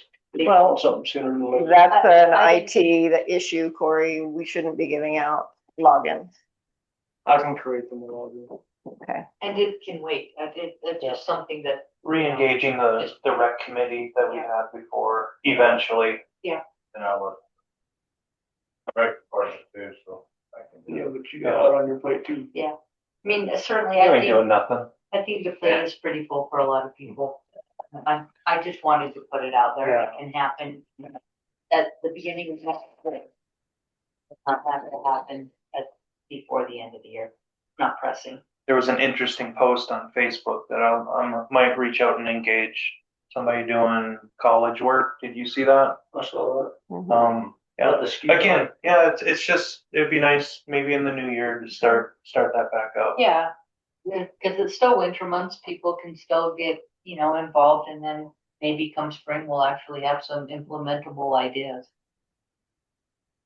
Sounds good. Personnel Committee, Lynn and I do not have anything. Requests for future agenda items, anybody? I think our agenda is gonna be full. Yeah. Yeah. All right, it is 9:40 and we will adjourn the meeting. Thank you for everyone. Thank you for coming, Robin. Thanks, everybody.